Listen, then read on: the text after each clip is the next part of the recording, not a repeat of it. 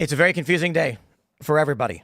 Donald Trump is playing 4D chess, I guess. He's going back and forth. Tariffs on, tariffs off, tariffs on, tariffs off. And today, he announced he's pausing tariffs for 90 days. There's going to be a minimum 10% on everybody. China's going to be hit with a 125% tariff. This led to the single largest stock market rally in history ever. And Democrats are angry. They're saying the right are hypocrites. And because, the right is basically saying, oh, the tariffs are good. It's going to be good for manufacturing. But then Trump drops them. So now it's like, what about it? But I think they're just coping and seething because Trump he's isolating China. He's clearly doing something. And they live in this world where it's fascinating when they say Trump bankrupted. I swear, this is what a lot of the memes are saying. Trump bankrupted all of his businesses. He bankrupted, I think, 1% of his businesses. They don't know what they're talking about. And they don't understand what it means to plan and prepare and to move. But the big counterpoint from the left is that Trump did not drop these tariffs or pause them for the most part because of some master plan, but because the bond market was collapsing. And so he panics and he caves. That's at least what the corporate press is saying. So that's the big news because apparently some guy made $30 million in a matter of minutes. Donald Trump, he posted on Truth, it's a good time to buy. And the meme now is going viral. As a guy said, the man who controls the global economy told me to buy and I didn't listen. And then everybody shot up some ridiculous percentage and made tons of money. So we're going to break all this down. We'll talk about this. And really, this is the big news. But there are a couple of other stories, one of which is the DHS is going to be screening new visa applicants for anti-Semitism in social media, which I think is just a little over the top, a little silly. I mean, obviously, we don't want a lot of people in the country that are opposed to our interests, but make it a little bit broader. Say we don't want people to interfere with our foreign policy and protest. So we're going to get into all that. Before we get started, my friends, we got a great sponsor. We got Home Title Lock, my friends. Make sure you go to HomeTitleLock.com and use promo code TIM. If you're a homeowner, listen to this. When's the last time you checked on your home title? That's the legal proof you own your house. The problem is, in today's AI and cyber world, scammers are stealing home titles and your equity is the target. Here's how it works. Criminals forge your signature on one document, use a fake notary stamp, and pay a small fee with your county, and boom, your home title has been transferred out of your name. Then they take out loans using your equity or even sell your property. You won't even know it's happened until you get a collection or foreclosure notice. That's why you need to stop what you're doing. Find out today if you're already a victim. Use promo code TIM at HomeTitleLock.com to make sure your title is still in your name. You'll also get a free title history report plus a free 14-day trial of their $1 million triple lock protection. That's 24/7 monitoring of your title, urgent alerts to any changes, and if fraud should happen, they'll spend up to $1 million to fix it. Go to HomeTitleLock.com now. Use promo code TIM. That's HomeTitleLock.com, promo code TIM. Shout out. Also, guys, Luck of the Seamus is back at castbrew.com. So if you did not get a chance to pick it up, you might want to do it. Look, there's a beautiful rainbow. I think the leprechaun might be blasphemy, whatever, but Easter's coming up. So maybe you pick up some Luck of the Seamus in honor of Seamus Coughlin of Freedom Tunes. And he's got a leprechaun dancing, I guess. And it's Irish cream flavored. We were considering doing like a whiskey flavor. Ooh. Didn't work out. Oh, really? It wasn't good. Oh. Yeah. What did it taste like? Not like whiskey. It just tastes like bitter coffee. Like weird aftertaste. It wasn't, I don't know, whiskey coffee. It was like bourbon or something. You can also pick up Appalachian Nights, Graphene Dream. And with the news that tariffs are coming down, we don't got to worry about us getting hit by these tariffs. There's a lot to say on this, so I'll hold off. Also, go to timcast.com and click join us. Join the Discord server right there. Get involved. Don't just be a passive observer of the news. Get into the fray of this culture war, my friends. When you join the Timcast Discord server, you download Discord, you get on it. You are an active participant with over 20,000 individuals. You will be discussing the latest news topics. You'll be sharing your ideas. And I got to tell you, man, we need you involved. We need people paying attention. Republicans just lost a Supreme Court seat in Wisconsin, which could affect whether or not Donald Trump wins the midterms or has control of Congress after the midterms. That's why we need everybody to be paying attention. One way you can do that is get involved with our community. You can do it any way you want, but I say get involved with our community. And you'll also get access to the uncensored members only show call-in feature. Now, if you want to watch the call-in show, it's at rumble.com/Timcast IRL. For Rumble premium users, you can use promo code TIM10 at rumble.com for that feature. But don't forget to smash the like button, share the show with everyone you know. Joining us tonight to talk about this and so much more is Kory Yeshua. Hey, how's it going, everybody? It's a blessing to be here. I appreciate you, Tim, for having me. Right on. Who are you? What do you do? Well, I do music right now. I'm a content creator. I've actually been doing music for like over 20 years. I have an album out right now, Let There Be Light. So, yeah, you can find me everywhere at Kory Yeshua. Where do people find your album? We'll probably shout it out at the end of the show. Oh, and all the streaming platforms, Apple Music, Spotify. Hey, man, thanks for coming. Good to be back. Thanks for having me, guys. Dude, I'm Ian Crossland. It's good to be back myself. And like Tim was saying, there's a lot going on in the world. So if you want to get information, it's good to be involved with a community that can kind of point you there. Of course, you want to avoid echo chambers, but just put yourself in a lot of different communities. I think the Discord's really legit. There's really cool people in there. Get your info from TV shows and stuff like that. But that's a great community of people you can learn from in real time. And I would, if any advice I can give off the bat, just take care of yourself, because it's a lot of confusion, a lot of AI making people confused, a lot of things are happening. Just take care of your body, and heal yourself so that you can see clearer. Phil, talk. Hello, everybody. My name is Phil Labonte. I'm the lead singer of the heavy metal band All That Remains. I'm an anti-communist and a counter-revolutionary. Let's go. Here's the news from ABC News. Ladies and gentlemen, Dow closes up 2,962 points in market rally as Trump backs off of some tariffs. The president also announced a China tariff increase to 125%. This is a manic news cycle? Is that one way to describe it? Yeah. Every day it's something else. ABC News says the United States closed with major gains on Wednesday after Trump announced a 90-day pause on some tariffs. The Dow Jones Industrial Average climbed 2,962 points, marking the index's best day since 2020. So this is the largest. So here's what ABC doesn't want to say. They're basing it on percentage points. So let's make sure we clarify this for you guys. Percentage point growth-wise, it is not the biggest. The biggest is 2020. Straight market points, it's the biggest rally in history. The previous largest rally, I think, was around 2020 with 2,100 points. So this was massive, meaning a lot of people got very, very rich. To put that in perspective, anyone didn't quite understand, to anyone that already understands, hear me out. If the Dow's at 1,000 and it goes up 100 points, the entire market's gone up 10%. If the Dow's at 10,000 and it goes up 100 points, the entire market's gone up 1%. So the points it's not so important how many points it was, it's what percentage of the total has increased. And that's what Tim was explaining, that in 2020 we had the largest percentage increase. This is what, the second largest percentage? Yeah, so I think having to do with, I'm pretty sure having to do with COVID, we saw the biggest percentage bump. But in terms of raw numbers, 2,962 is the largest point. Do you know what it's at now? The market was at 41 or something. Actually, we do have it pulled up. It's at 40,608. Look at this. Jesus. S&P is up 474.13. NASDAQ is up 12.16%. That's crazy. So, Donald Trump led China in a game of chicken. China lost. Trump now drops the tariffs for the most part. And I saw Bill Ackman. He's this billionaire who's flipped and he's been pro-Trump. And he's saying that masterfully played, brilliant strategic move by Donald Trump. Our buddy David Pakman chimed in and said, what deal? What did he do? All he did was set fire to the system, and then when he reversed it, claimed there was a big market gain or something. I'll tell you, the market took a hit when Trump announced tariffs. Big tariffs. 30%, 90%. A few days later, Trump walks it all back to a flat 10%.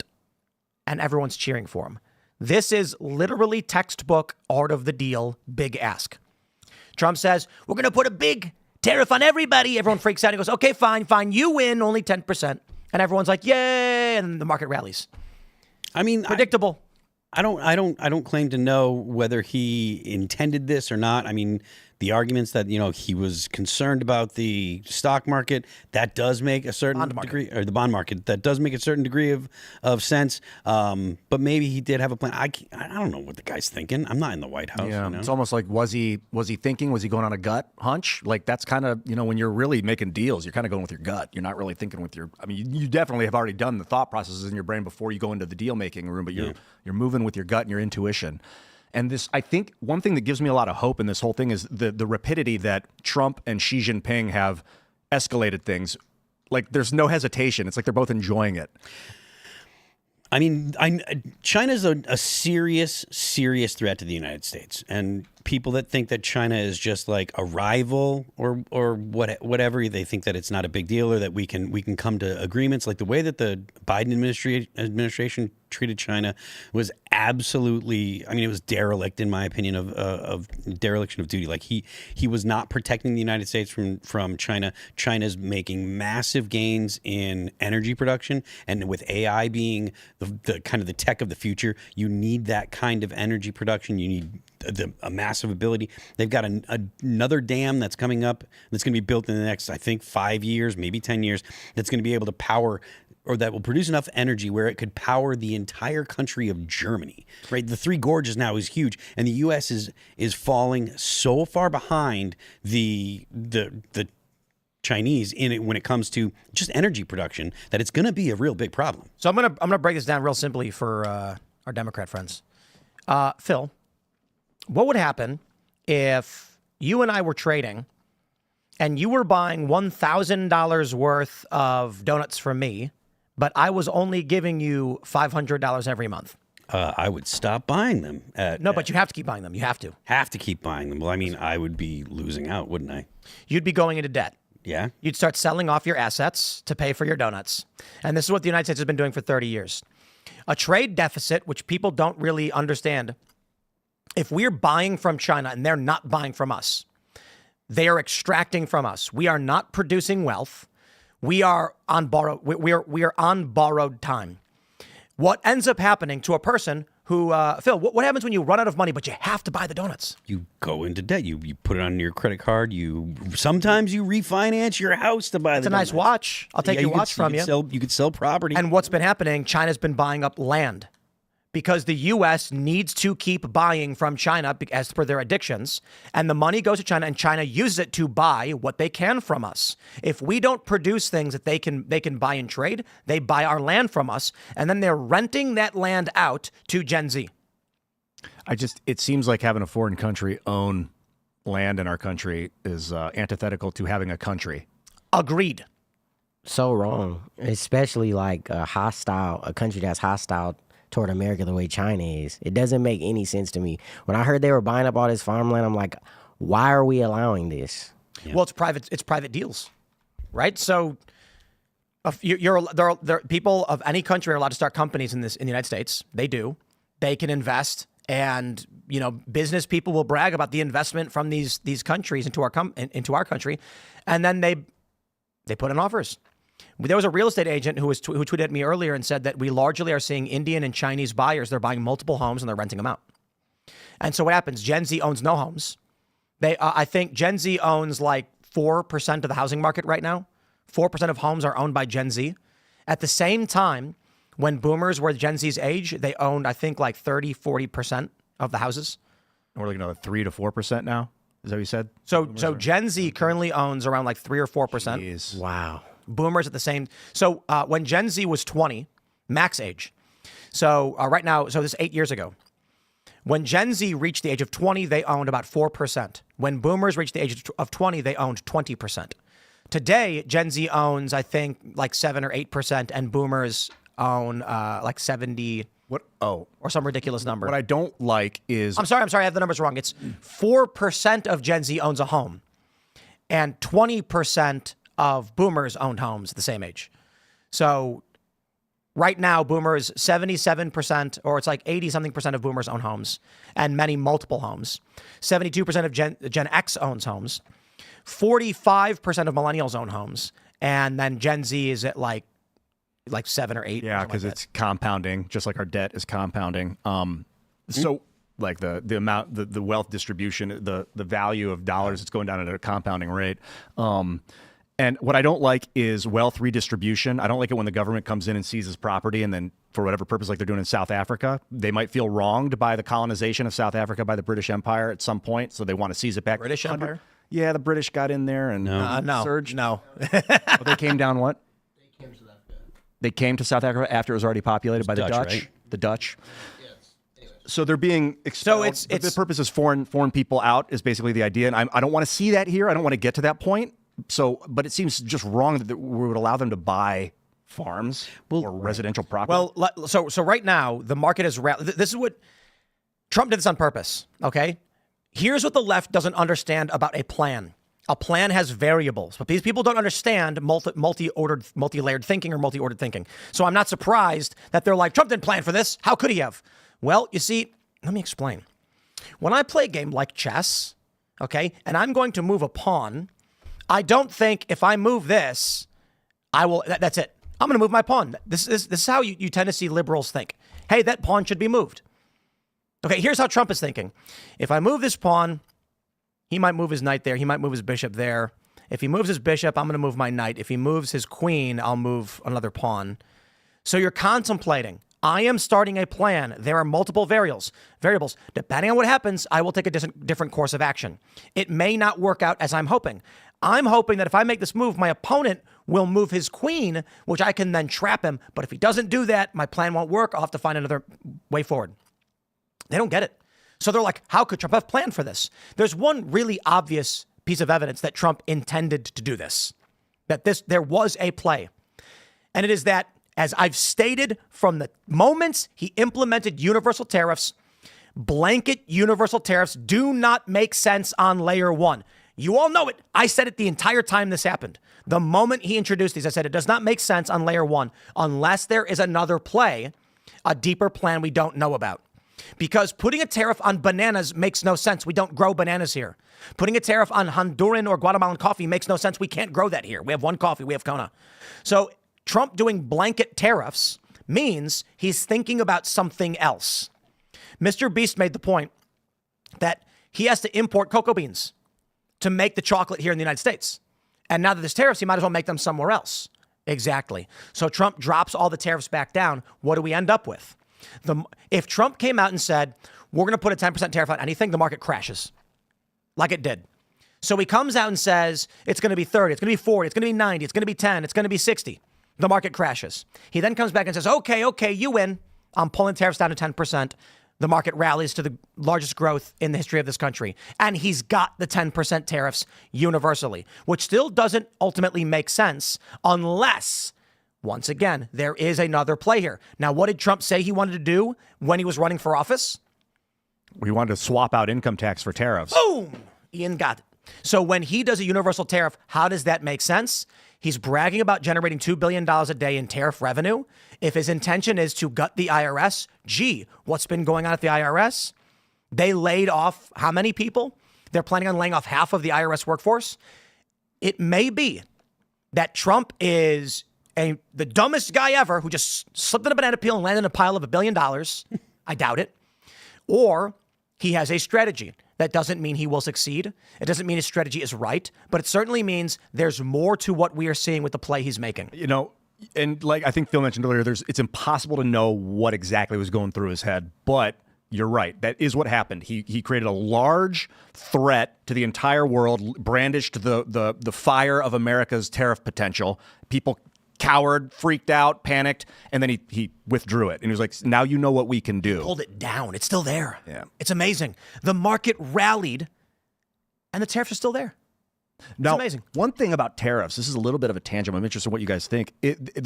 President's only allowed to do this if it's a state of emergency. Yep. And we've been technically at a state of emergency, I think, since 9/11. And I don't feel like you could argue that the border crossings have produced an emergency. You might say the global economy is teetering, so there's an emergency. But like, at what point do we kind of say like, okay, maybe we're not in a state of emergency anymore? Well, actually, I mean, I can argue this with myself. I mean, I think the Federal Reserve co-opting our banking system has created a national emergency. Yeah, but the president couldn't use the Federal Reserve as a reason to say we're in an emergency. That's just saying that the system that we use has caused an emergency. I don't think that would fly at all. So I do want to talk about the Democrats' response and their argument on bond markets.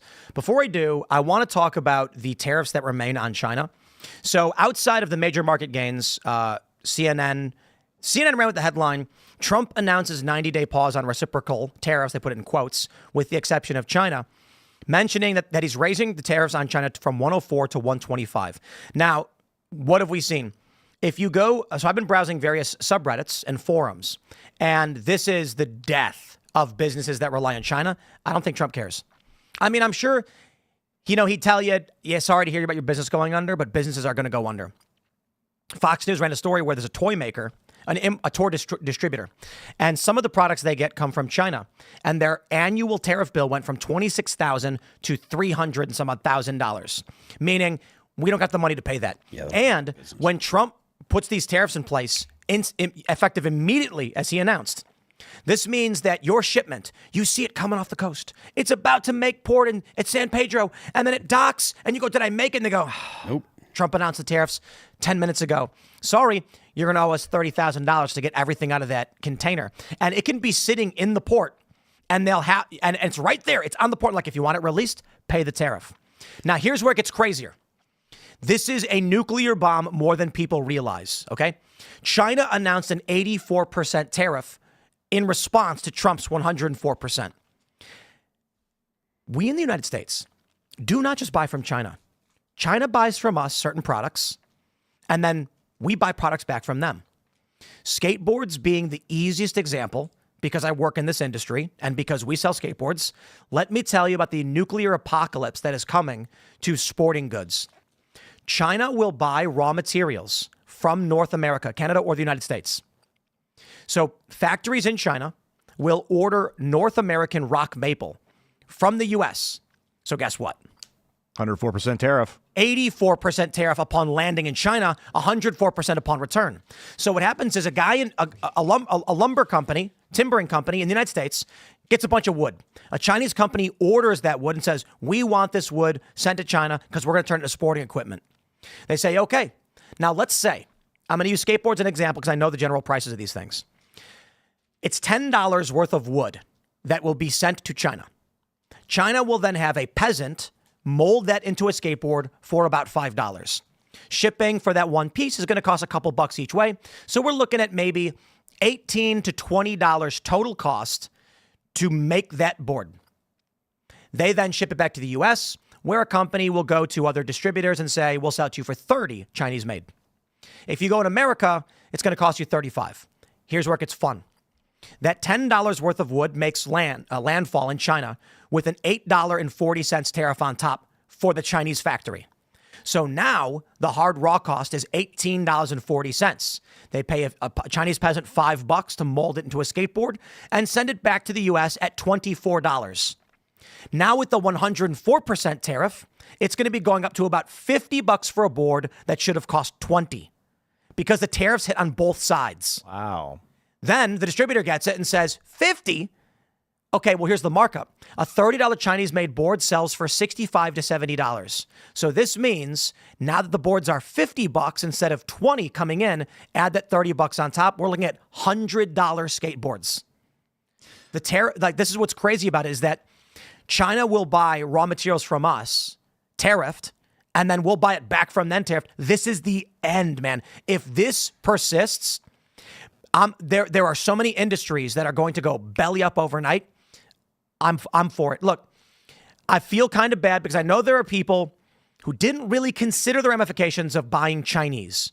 And so when, as I mentioned with Booney's HQ, and when they came to us and said, do you want to start, you're like, where do you want to buy your boards from? We said, America always. And they said, China's $5 cheaper. I said, no, America. There are a lot of people who don't know anything about politics. And all they were told is, here's a cheaper board. And they said, okay. When the news drops of these tariffs, and it happens instantly, the shipment of boards for this company are sitting at a port, and they're going to say, look, you need $10,000 to offload the tariffs that came into place. And they're going to be like, we don't have that. It's like, okay, well, then we're sending them back in 5 days. You lose all your product. It goes back to China, paid for. You're not getting money back.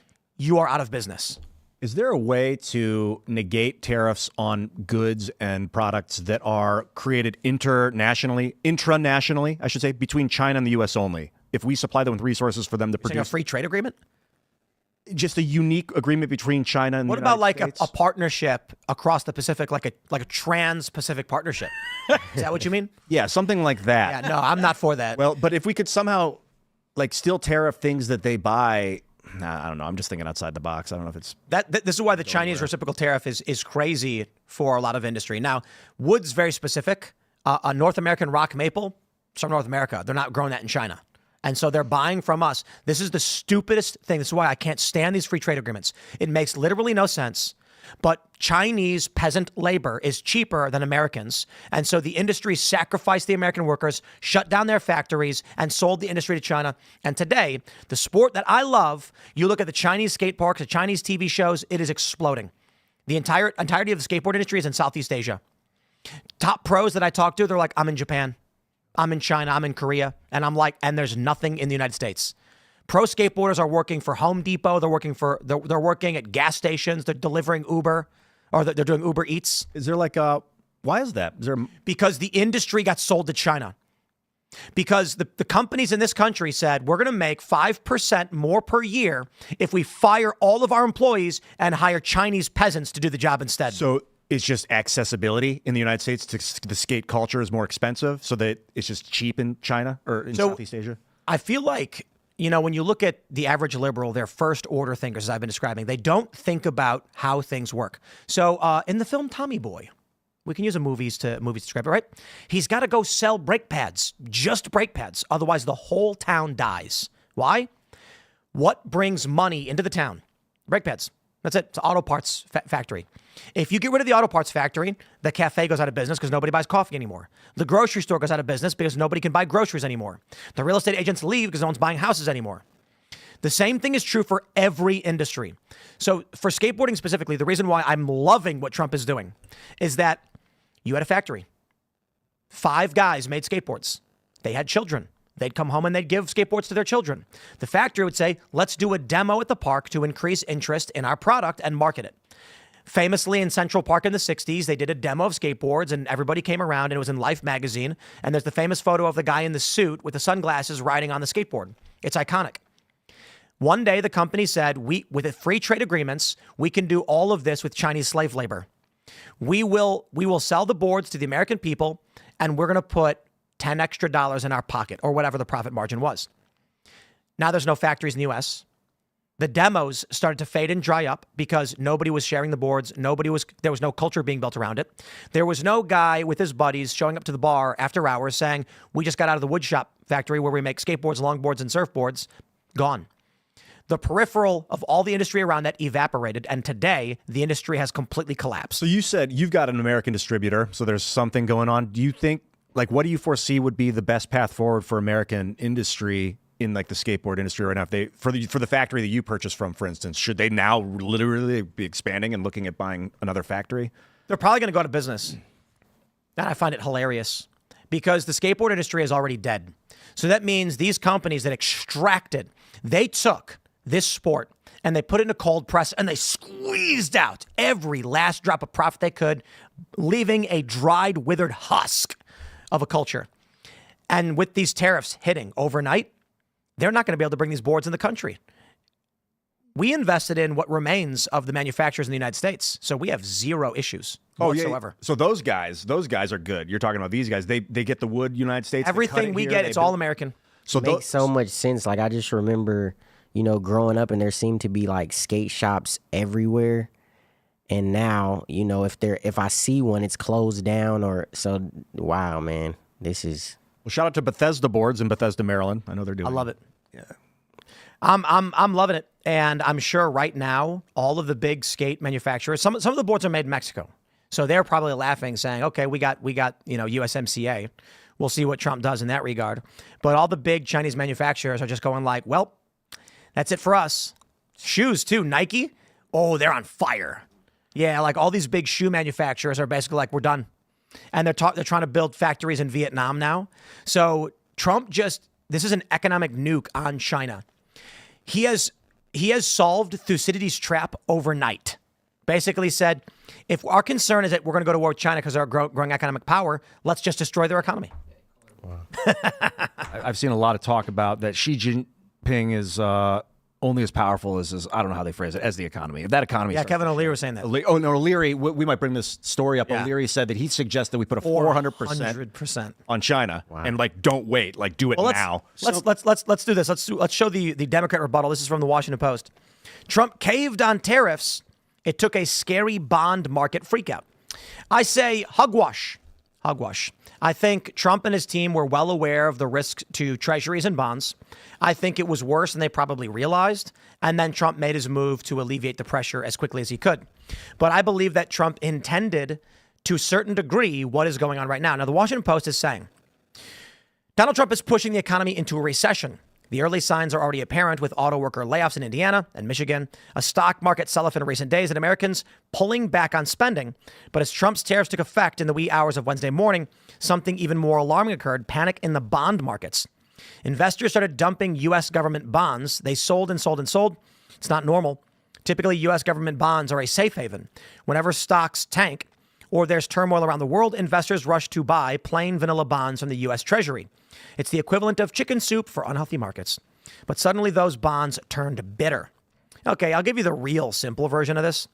Bonds are basically the government's guaranteeing the money. You put the money in, you get a guaranteed return. So if you're worried the market's going to be volatile, you buy a bond at 5%, you're going to get 5% back, I think, every year. And then the money that, when your bond matures, you get the money back as well. So the bet was, we think the U.S. government ain't going to go anywhere and they'll blow anybody up who stops us. The Democrats are arguing that Trump caved and shut down the tariffs because bonds were collapsing. And that meant the global economy was on the verge of flipping upside down and being destroyed. I don't agree with this because in the liberal worldview, they're saying Trump did not think about what could happen if he made these moves. Trump may not be playing 4D chess. He's probably just playing regular chess, meaning he's at least considering, if we do this move with tariffs, what will happen? Here's 5 potential scenarios. Okay, the bond market was probably one of them. They were hoping it wasn't going to get so bad. It got bad. Trump said, okay, pull the trigger and let's drop the tariffs down to 10%. Now everything seems to be stabilizing. I don't think we can just continue the way we have. Trump came in, and is going and shaking things up, and I appreciate it personally. I don't think that we can continue going on the way we have, business as usual. Biden got in, and there was no shaking up of anything except, in the wrong direction, right?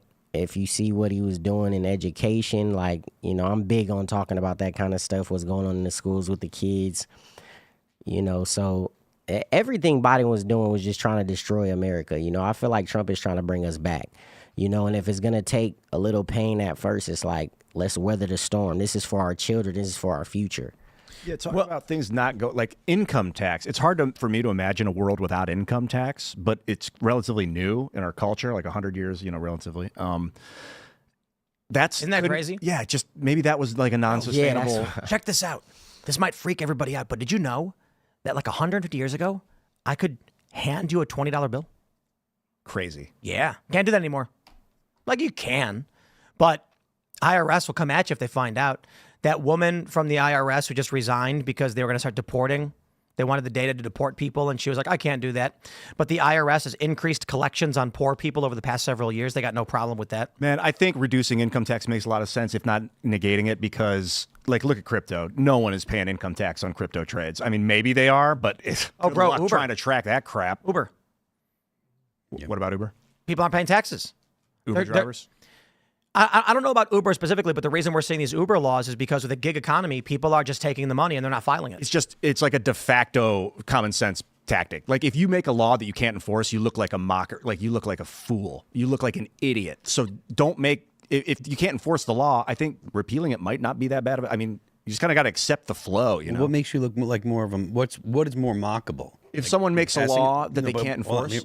If what's more mockable, making a law that you can't enforce, or making a law admitting that you can't enforce it, or no, making a law and selectively enforcing it, right? Don't always enforce it, but when you can find people and when you can find someone that does, you go ahead and enforce it. So you're basically not enforcing the law over everybody. It's selectively enforced.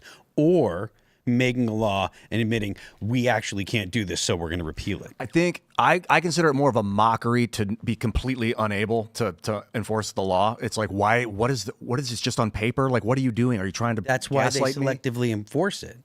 Maybe they're trying that's what I'm saying. So it's more Like, you make yourself look like more of a fool by passing a law and then saying, well, we don't have the power to enforce that. The government doesn't do that. The government's going to pass the law. They're going to keep the law in place, and they're not going to enforce it all the time. They're going to enforce it whenever they can, or they're going to use it as a means to attack people they don't like. It was the same thing with marijuana. Same thing they did with marijuana with the law in the 60s and 70s. They went after the Black Panthers and the hippies with it. It was such an easy thing to use when you needed it. It was crap. I mean, they would pick anyone up. Like, if they caught people with pot, like, I know a lot of people that, you know, of all different races that got caught with pot and got in trouble for it, you know.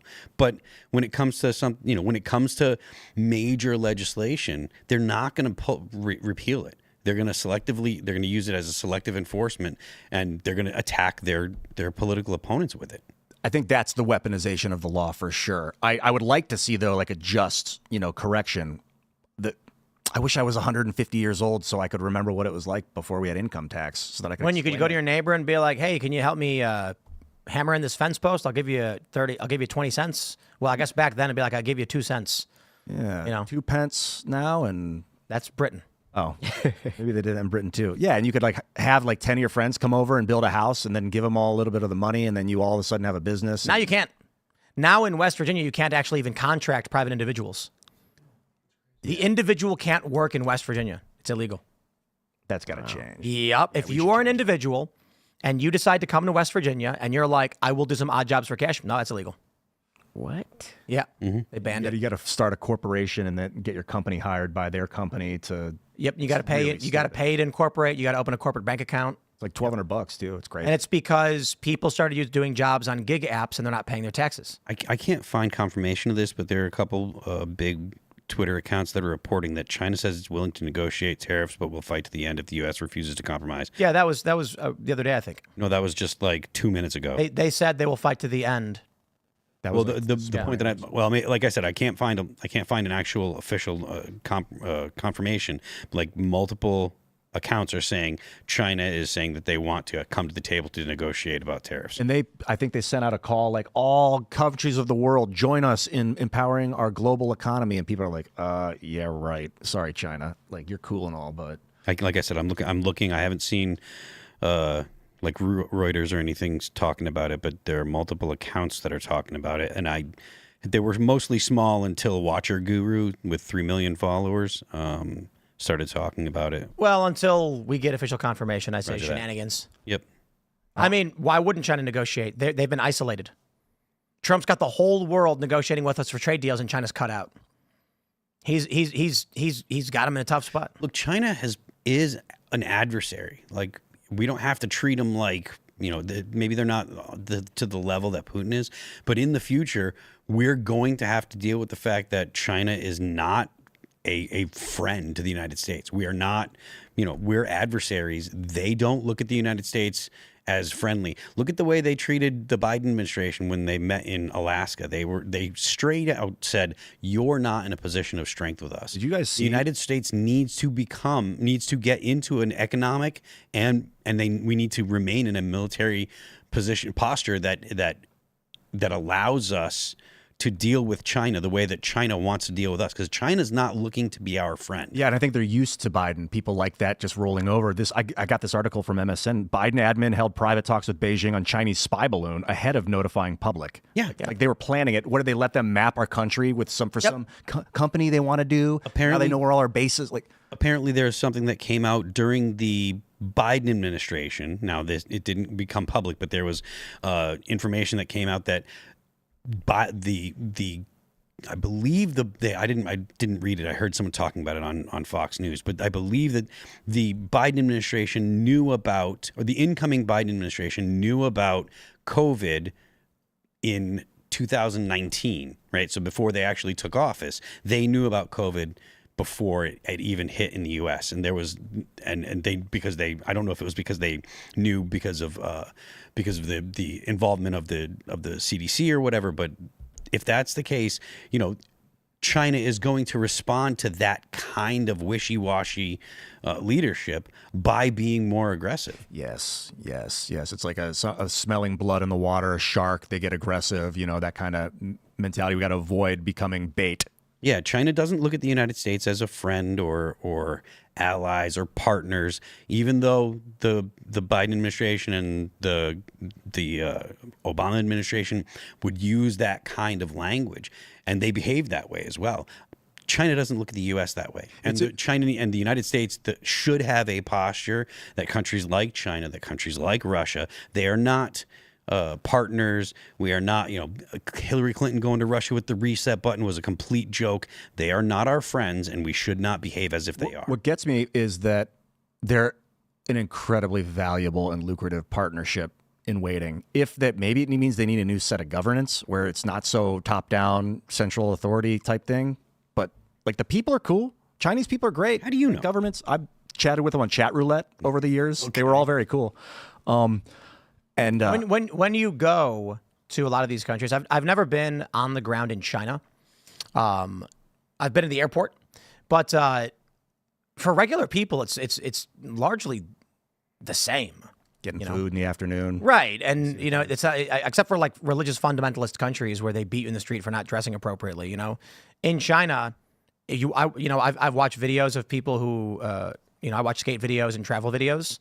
And people go to the store, they buy food, they go outside and they go to the park, and then they sit at the park. It's like, I think the Chinese government wants to maintain that too. It's the obsessive. I don't want to. Okay, it seems like they're obsessed with control, like the central control, central authority. The party must reign supreme, et cetera, et cetera. I don't know if that's true. It seems like it for sure. It is. Yeah. But other than that, I'm sure they want to maintain order. Is it true that the farmland they've been buying around the U.S. is like around military bases? Some of it. I don't know how pronounced that is. One of those memes that went viral claiming they were buying land claimed that China owns the entirety of the island of Hawaii. I'm pretty sure that's not true. But everybody was sharing it, and I was like, I thought I seen Dr. Phil talking about it. There are reports that they're buying land near military bases, but they're buying a lot of land in general. And there's a lot of military bases in the United States. Right. So let's jump to this story from the Daily Mail. Guys, this is really crazy. With all of the insanity in the news today, I can't believe this story was not bigger. Albuquerque is calling in the National Guard due to violent crime. This is a really big deal, but it's no one really was talking about it. They say a state of emergency has been declared in New Mexico's largest city as the governor calls in the National Guard to help combat out-of-control crime. Action by the Democratic governor clears the way for dozens of Guard members to help Albuquerque Police Department starting next month. About 60 to 70 soldiers will be stationed in the largest city, home to over a quarter of the state. From 6 months to a year, Governor Michelle Lujan Grisham told reporters Tuesday. Grisham pulled the trigger after the chief of police asked for assistance at the end of March. So I guess defunding the police didn't work out for these Democrat states, huh? This is what happens, man. My family actually fled California, because of things like this, the governance. Like, Newsom is a horrible, horrible governor. Like, I'm like, we moved to Texas, and like it's so much freer. You just feel it in the air. The people are nicer, and I love California. I grew up in California, man, but it's just sad to see what has happened there. Even the policies that they're implementing, they became, was it the first state to allow, I think it was 15-year-olds to get, the surgeries, the rainbow surgery. Right. Yeah, so just things like that, man, what's going on in the schools, it's just horrible, man. It's sad to see what has happened to what was once a great state, This is crazy. Yeah, when did you move out of Cali? I still want to talk about this. Was about 3 years ago. So I literally was born and raised in California, man, and it's really all I knew, but we didn't feel like we had a choice. I have a family. I have 3 daughters, so I'm like, we can't raise them in this kind of environment, where they're letting out, people who do things to children. Is it similar over there in New Mexico? I don't know much about New Mexican government. New Mexico is very Democrat, and crime is running rampant. Yeah, these border states are going to need to start taking security very seriously. I'm like, I want to live in the desert. I'm like, I don't want to live near that border. Is Trump going to have to go in and enforce the law? The Insurrection Act says when local laws are not being enforced, the president can can take command of the National Guard and move in. Okay. Well, I like that the state called up its own National Guard. That's a good sign. No, it's not. I mean, it's not a good sign for the world, but it's a good sign that the state's taking the authority and not just letting it happen so that the president's not going to need to get involved. I'm kind of shocked that nobody cares about this story. Like, not that nobody cares, but it just wasn't on the radar of anybody. And, Were they defunding the police? I mean, all the Democrat cities were. I'm just saying, like, guys, crime has gotten so bad that the state has declared a state of emergency. Like, that's how bad it is. And we're like, well, we got bigger fish to fry. You know, the global economy is in chaos. Yeah, there's like layers of emergency all happening at once. We got the global economic emergency, then we got these state emergencies. Mary came on the show and said nothing ever happens. Dude, the last 5 days have been wild. The other day when we were getting ready for the show, I said to her, I was like, so are you still in camp? Nothing ever happened? She was like, that stuck with you, didn't it? And I was like, yes, because literally nothing will stop happening. Like it will just, like, everything is happening all the time. And I'd love to just, I don't know, play some Fallout or something. Yeah, real life's better, but that would be kind of cool too. It's like every day I sit down and I'm like, here's 57 stories. And I'm like, ugh. Yeah, you said you were like maybe had your head in the internet too much. Have you been feeling that lately? No, I was joking. God, dude, it's so intense in there, man. In the internet. Especially X, like social media, man, it gets so crazy. You know, bombs are being thrown here, lobbed here. Everybody's, fighting. That's why it took me actually a while to really take X serious because of that kind of environment. This was even before Elon, stuff like, this was happening. So it's kind of, sometimes I have to like step away from social media and just give it a break because it can feel like it's overwhelming. I get that with text a lot because if I go in a rough, bad headspace and I just read, I'm putting my bad tone on the text and it's like compounding my emotions. Video at least takes me into their feel and I can like feel their vibe and it'll lift me up if they're in a good place. Yeah. But the text is like just a hell zone of like trying to dodge these emotions. One thing I love about social media though is the information that we're allowed to be, privy to now. Like before we had to take the media's word for it. Like, we just watched, oh, this is what happened over here, this is what happened over there. We just believed it, but now it's like we have people who are doing great, journalism and actually getting on the ground and investigating and, we're able to find these people on social media and connect with them. And, I think that's one good thing about X. Yeah, for better or for worse. I mean, on the inverse, you have a bunch of weirdos doing the same thing and causing problems. Right. AOC would never have gotten elected to office if it wasn't for the internet. She and the squad get all their donations from outside their district. So basically, you get some fringe crackpot that no one thinks is worth, electing. But then she tells all the other fringe crackpots around the country and they donate money to her and then she's rich and then she, and all that internet censorship is to prevent a crazy person from getting all these votes and money from all around the world and becoming powerful. They're like, we can't, but then that's like happening anyway. So, and we're free speech. We don't want to censor people like Cortez, anybody really, if you want to use the law to your advantage and use social media to get elected. These companies are doing it anyway, though. I was talking about it on the ride up. If you've been on TikTok, I've been banned about 7 to 8 times on TikTok already. Okay, so these companies are doing it already. Facebook just took me down for like 2 weeks, and Mark Zuckerberg supposedly, changed his ways. Right? He grew out the hair, and he's cool now, and he supports Trump. But Lies. I was taken down on Facebook for about 2 weeks straight. They just put my personal page back up. Like I said, TikTok 8 times been banned. Instagram censors me out of this world. Dude, that's and TikTok is the most censorious, but you got Trump sycophants who are just acting like, let's not ban it, let's not control it. And I'm like, that's crazy. Yeah, I didn't like the way they went about the ban because I felt like it was going to set a precedent so they could ban X next. That's a lie. You don't think it would have? I was concerned that it would have. This is the funniest thing. There was never a component of that. We went through the bill over and over and over again. It was never going to ban X. There were just people who wanted to defend TikTok who were lying. TikTok is bad. We need control of it. And then they banned it. They passed the bill. And then Trump just was like, yeah, we're just going to ignore it. What happened? Did they repeal it? Did it not go through the Senate? Bill? Yeah. It's passed. So how is he just ignore? Exactly. What is the mechanism by which the president of the United States has ignored a bill that was passed by both houses of Congress, signed by the president, and upheld by the Supreme Court, and the president goes, no. Orange man bad.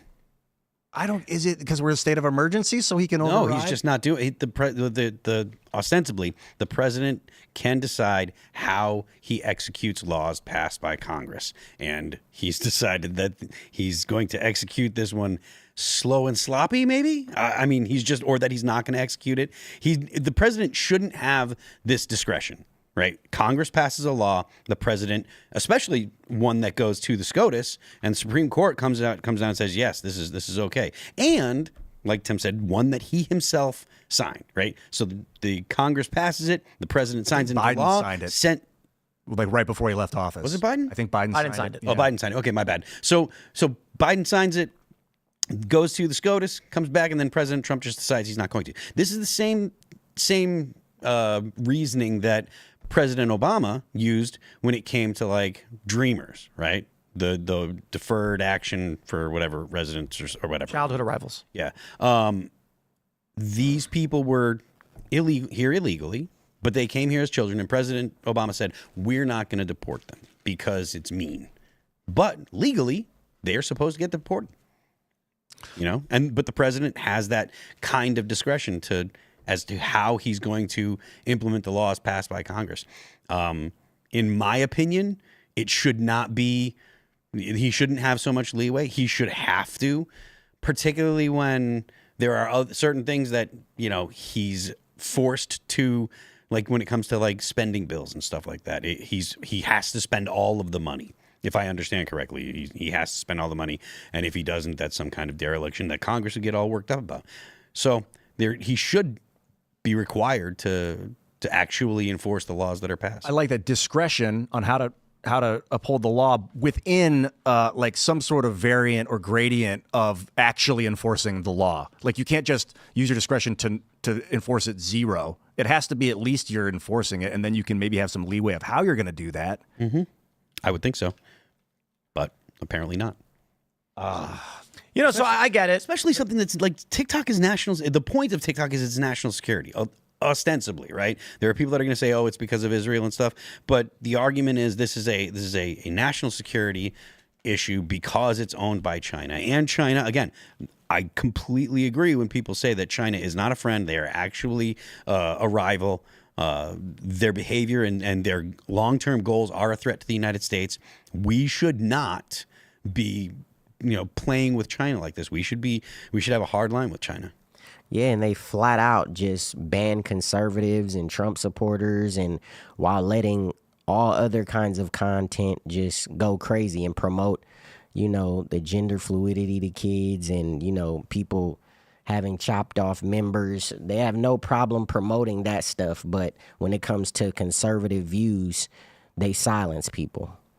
And I'm a living example of that, about 7-8 times. And it's not like I'm on there bashing people or anything. I'm not. I'm giving a Christian conservative view on things. Let's jump to this next story. Ladies and gentlemen, we got this one from the Daily Mail. The Austin Metcalf conspiracy theory destroyed by spokesman for Killer Boy, whose family can no longer go outside. Okay, this is a weird way to phrase the story, but for many of you, you may have seen this. It's a story of Carmelo Anthony and Austin Metcalf. Now, when I heard that Carmelo Anthony stabbed a high school athlete, I was shocked that a former NBA player would go to a high school and stab a kid. But in fact, this is a different Carmelo Anthony. He's got his name's after the K and not a C. Okay. Yeah, and some people were like, "Did you hear about Carmelo Anthony stabbing that guy?" I was like, "What? Whole time. Yeah. An NBA dude?" Yeah.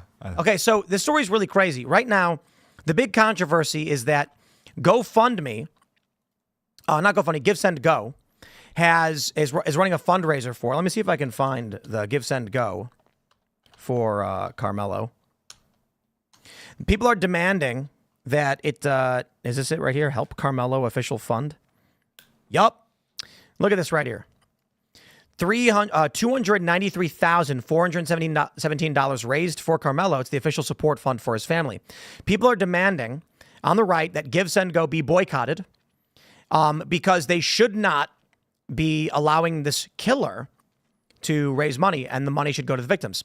Jacob Wells, who I believe he's a co-founder of GiveSendGo, he says people are mad about our stance to allow Carmelo Anthony family a campaign on GiveSendGo, and I get it. It's a horrible situation.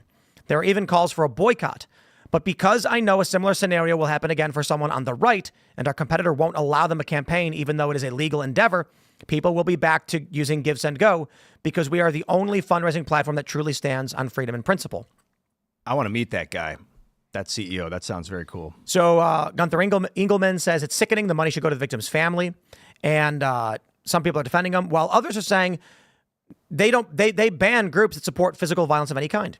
Okay, so I've read this story and I've covered it. And I am actually shocked to find that so many conservatives are demanding the money be rescinded. I don't get it. No, they're not raising money for violence. He's raising money for legal defense. Yeah, legal defense is different. The official story, as per witnesses in the police report, there was I think they have a photo of the tent actually in this article. We can use that because that matters. Here's it's Kai Kindle Stadium in Frisco, Texas. Here's a tent. You can see it's cordoned off. So apparently there was an argument between Carmelo Anthony, who was from a rival school, who was there, and there were a bunch of kids from this town or whatever. And they got into an altercation. They told him he wasn't supposed to be there. Apparently they had words. Carmelo Anthony pulled a knife out from his bag and said, "Touch me and see what happens." Witnesses said either he was touched or grabbed. They were different witness accounts, but that Austin Metcalf did put hands on Carmelo, who then stabbed him once in the chest before running away. According to police, Carmelo Anthony, when he got apprehended or turned himself in, however the story goes, I mean, different accounts, he asked if Austin was going to be okay and said it was self-defense. He said he grabbed me and I said self-defense. The family is arguing it was self-defense. It's strange to me that with this story, the right is adamant that this kid just killed another kid and he should go to prison forever. And I'm like, we don't even know what happened. Like, you've got witness testimony that sounds like a fight happened at a school. Then I've heard the argument, yeah, well, he shouldn't have had a knife. He brought a knife to a school, and it's like, okay, what kind of knife was it? Was it a utility knife? Was it a switchblade? Was it a machete? Like, did he have a steak knife? Was he coming back from culinary class where he had fine Japanese blades for cutting cucumbers? I have no idea. You're allowed to carry knives I'm pretty sure in Texas, especially if it's like a utility blade. You're also not allowed to grab people. So the crazy thing about this story is that people are demanding Give, Send, Go, take down a fundraiser. I'm like, what is this? GoFundMe? No. But I also want to say to Jacob Wells, why is he acting like I can't do it because someone on the right will have? No. If I was CEO, I'd come out and be like, I don't care what you think. Bye. Boycott me. Go away. It's a legal matter. It's going to go to the courts. A jury's going to figure it out, and people can raise money for legal defense. Thank you. Bye. I think what Jacob Wells is doing is noble, and that it's important that we have a neutral fundraising platform for crowdfunding. And if Give, Send, Go is going to lead the charge on that, I'm happy to support them. Yeah, I think it's sad how, like, this story, is really just getting people to the point of this racial thing that the father was trying to stop. Like, people are angry because the father came out and says, he's trying to forgive the kid who killed his son. And I did a video, where I was pretty much appreciating the father doing that, because as a Christian, it's like forgiveness is something you're supposed to be doing, right? The Lord, when he was on the cross, says, forgive them, Father, forgive them, for they know not what they do. So I just think it's sad, man. These are two young people, one's probably going to go to prison. I don't know. Like you said, we'll see, let the courts play it out. The other one is no longer here, and it's sad. You have this father who's trying to bring people together and tell people, it wasn't racially motivated, right? But you have two sides who are just, it's nasty, man. It's gotten nasty. Like, so people are saying that Texas schools ban weapons. Okay. I'm just saying, like, why are people acting like this is a case where a dude showed up to murder somebody? It's like, a dude shouldn't have had a weapon, so he's gonna get some kind of like manslaughter charge or something like that. And then the fight broke out, and it shouldn't have happened. I got to be honest. I get it. It's a bad story. I don't know why people are losing their minds over it. Yeah. Well, the racial component is why. People. I guess people want to jump in and take sides, and they want to, if they've got a preconceived notion about another group of people, they're just like, oh, well. That's what it's I mean, like, certain stories become memes in of themselves. Oh, yeah. And let me clarify what I'm saying. It's that every single day I see like 12 stories like this. So when the story popped up, I was like, why is this story like the meme? Like, why is this the His story? name's Carmelo Anthony, probably. Yeah, maybe because of viral search trends. Because I mean, we got stories in Baltimore and DC are right here, dude. You want to Google such a story about a white kid who got stabbed to death by a black guy? You can. I'll tell you, hey, Go to Chicago. It happens every day. military tactic for our adversaries. You use artificial intelligence or just farms of dudes to repost and racially inflame in the comments and make it look like it's a bigger deal than it is, to displace our consciousness here in the United States, to make us hate each other. Like, so we got to be real careful that we're attuned to that. Right, and that's something that I definitely see happening. A big part of my platform, I don't know if you guys know, but I went, actually the first time or the second time I went viral with this video blew up was when I did a video with my daughter on critical race theory, right? And the things that were taking place in the schools and how young white kids were being told that they're inherently racist. They were born racist. And young black kids were being told that, no matter what they do in America, people are always going to, do this to them and not allow them to prosper because of their skin color, right? And one of my things has been, just trying to break that down, man, and break those barriers and show people that race is not as big as we make it. Democrats have kept racism alive in America. It was on life support. And now I feel like when things like this happen or stories like this happen, it seems like a lot of people on the right are now trying to bring race to the forefront. And it's like, dude, listen, we can talk about, what's going on in each race and all that. We can do that. But why can't we do it civilly? Why do we have to, get on these platforms and just hate each other, I figured. I'm reading the chats. I understand what everyone's saying that I didn't understand about the story. When laws are passed banning weapons from zones like a weapon-free zone, you're not allowed to bring them there. And if a fight breaks out, you can't use them. That's why he's going to jail. Okay. So weapon-free zones, you don't bring weapons there. Yeah. Like self-defense is not going to apply to a weapon-free zone. If you bring a weapon to a place where they tell you can't have weapons, your self-defense You pull it out, you're argument's not immediately going the to apply. aggressor. Yeah, and in Texas they have two different. There are two different signs. Like they can have a sign that says you're not allowed to conceal, and they have signs that say you're not allowed to open carry. And if they post either of them, you're required to abide by what the store or the property owner says. Okay. Right. So regardless of what the circumstances around like the guy's character, because people are saying like he skipped school, he wasn't supposed to be there. Right, but that's not going to play out in a court. Yeah, he's just a If you go into an area where they've banned weapons and you bring a weapon, you have no self-defense argument if someone puts their hands on you. Okay? Gotcha. You can't do that. What you were saying, Kory, if you're in a school and someone grabs you and you're armed, you have no Second Amendment rights. It's null. You're not going to be able to argue that. The law is the law. You can't defend yourself. Yep. Well, you can. You just can't use the weapon. Okay, legally. Right. Right. Yeah. And so what it is he brought a weapon into a no weapons allowed area, and then when the guy put his hands on him, whether it was touching or grabbing, he's not no claim of self-defense. Interesting. So, I was in kind of the wrap of what you're saying about racism. Like, I think I'm with you. I think it's interesting to talk about the differences of just our ancient history, like our ancestors' genetics, and like that's the literal differentiations between our physiologies is cool. And to have that normal conversation and just be like, oh, awareness, I love that. And if we could like do that rationally as a culture, because then like the other stuff is like, yeah, everyone's different. We're all very similar. We're all different.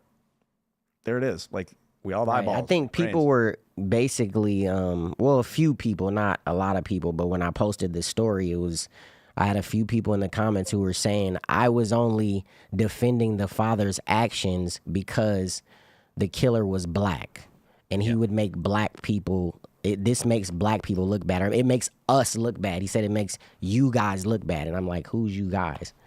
Like your people. And I'm like, who's my people? My people are Christians. I love that. Yeah. It's not a skin color. None of that. All that's irrelevant. I have brothers who are Asian. I have brothers who are white. I have brothers who are black. I have brothers who are Hispanic, right? That's my people. well, I just got to say right now, guys in the chat, it's a bit histrionic. I don't know what I don't know. There's no coherent response now because now everyone's angry saying that's not true. You have a right to defend yourself no matter what. Well, no, he went to a school with a weapon. You can't bring weapons to schools in any capacity. That's why this is not a case of self-defense. But now people are arguing, saying it's wrong. It's a stand your ground state. And even if you're at a school, you have a right to defend yourself. Some people are saying you have no right to use lethal force if someone is shoving you, while others are also claiming you do.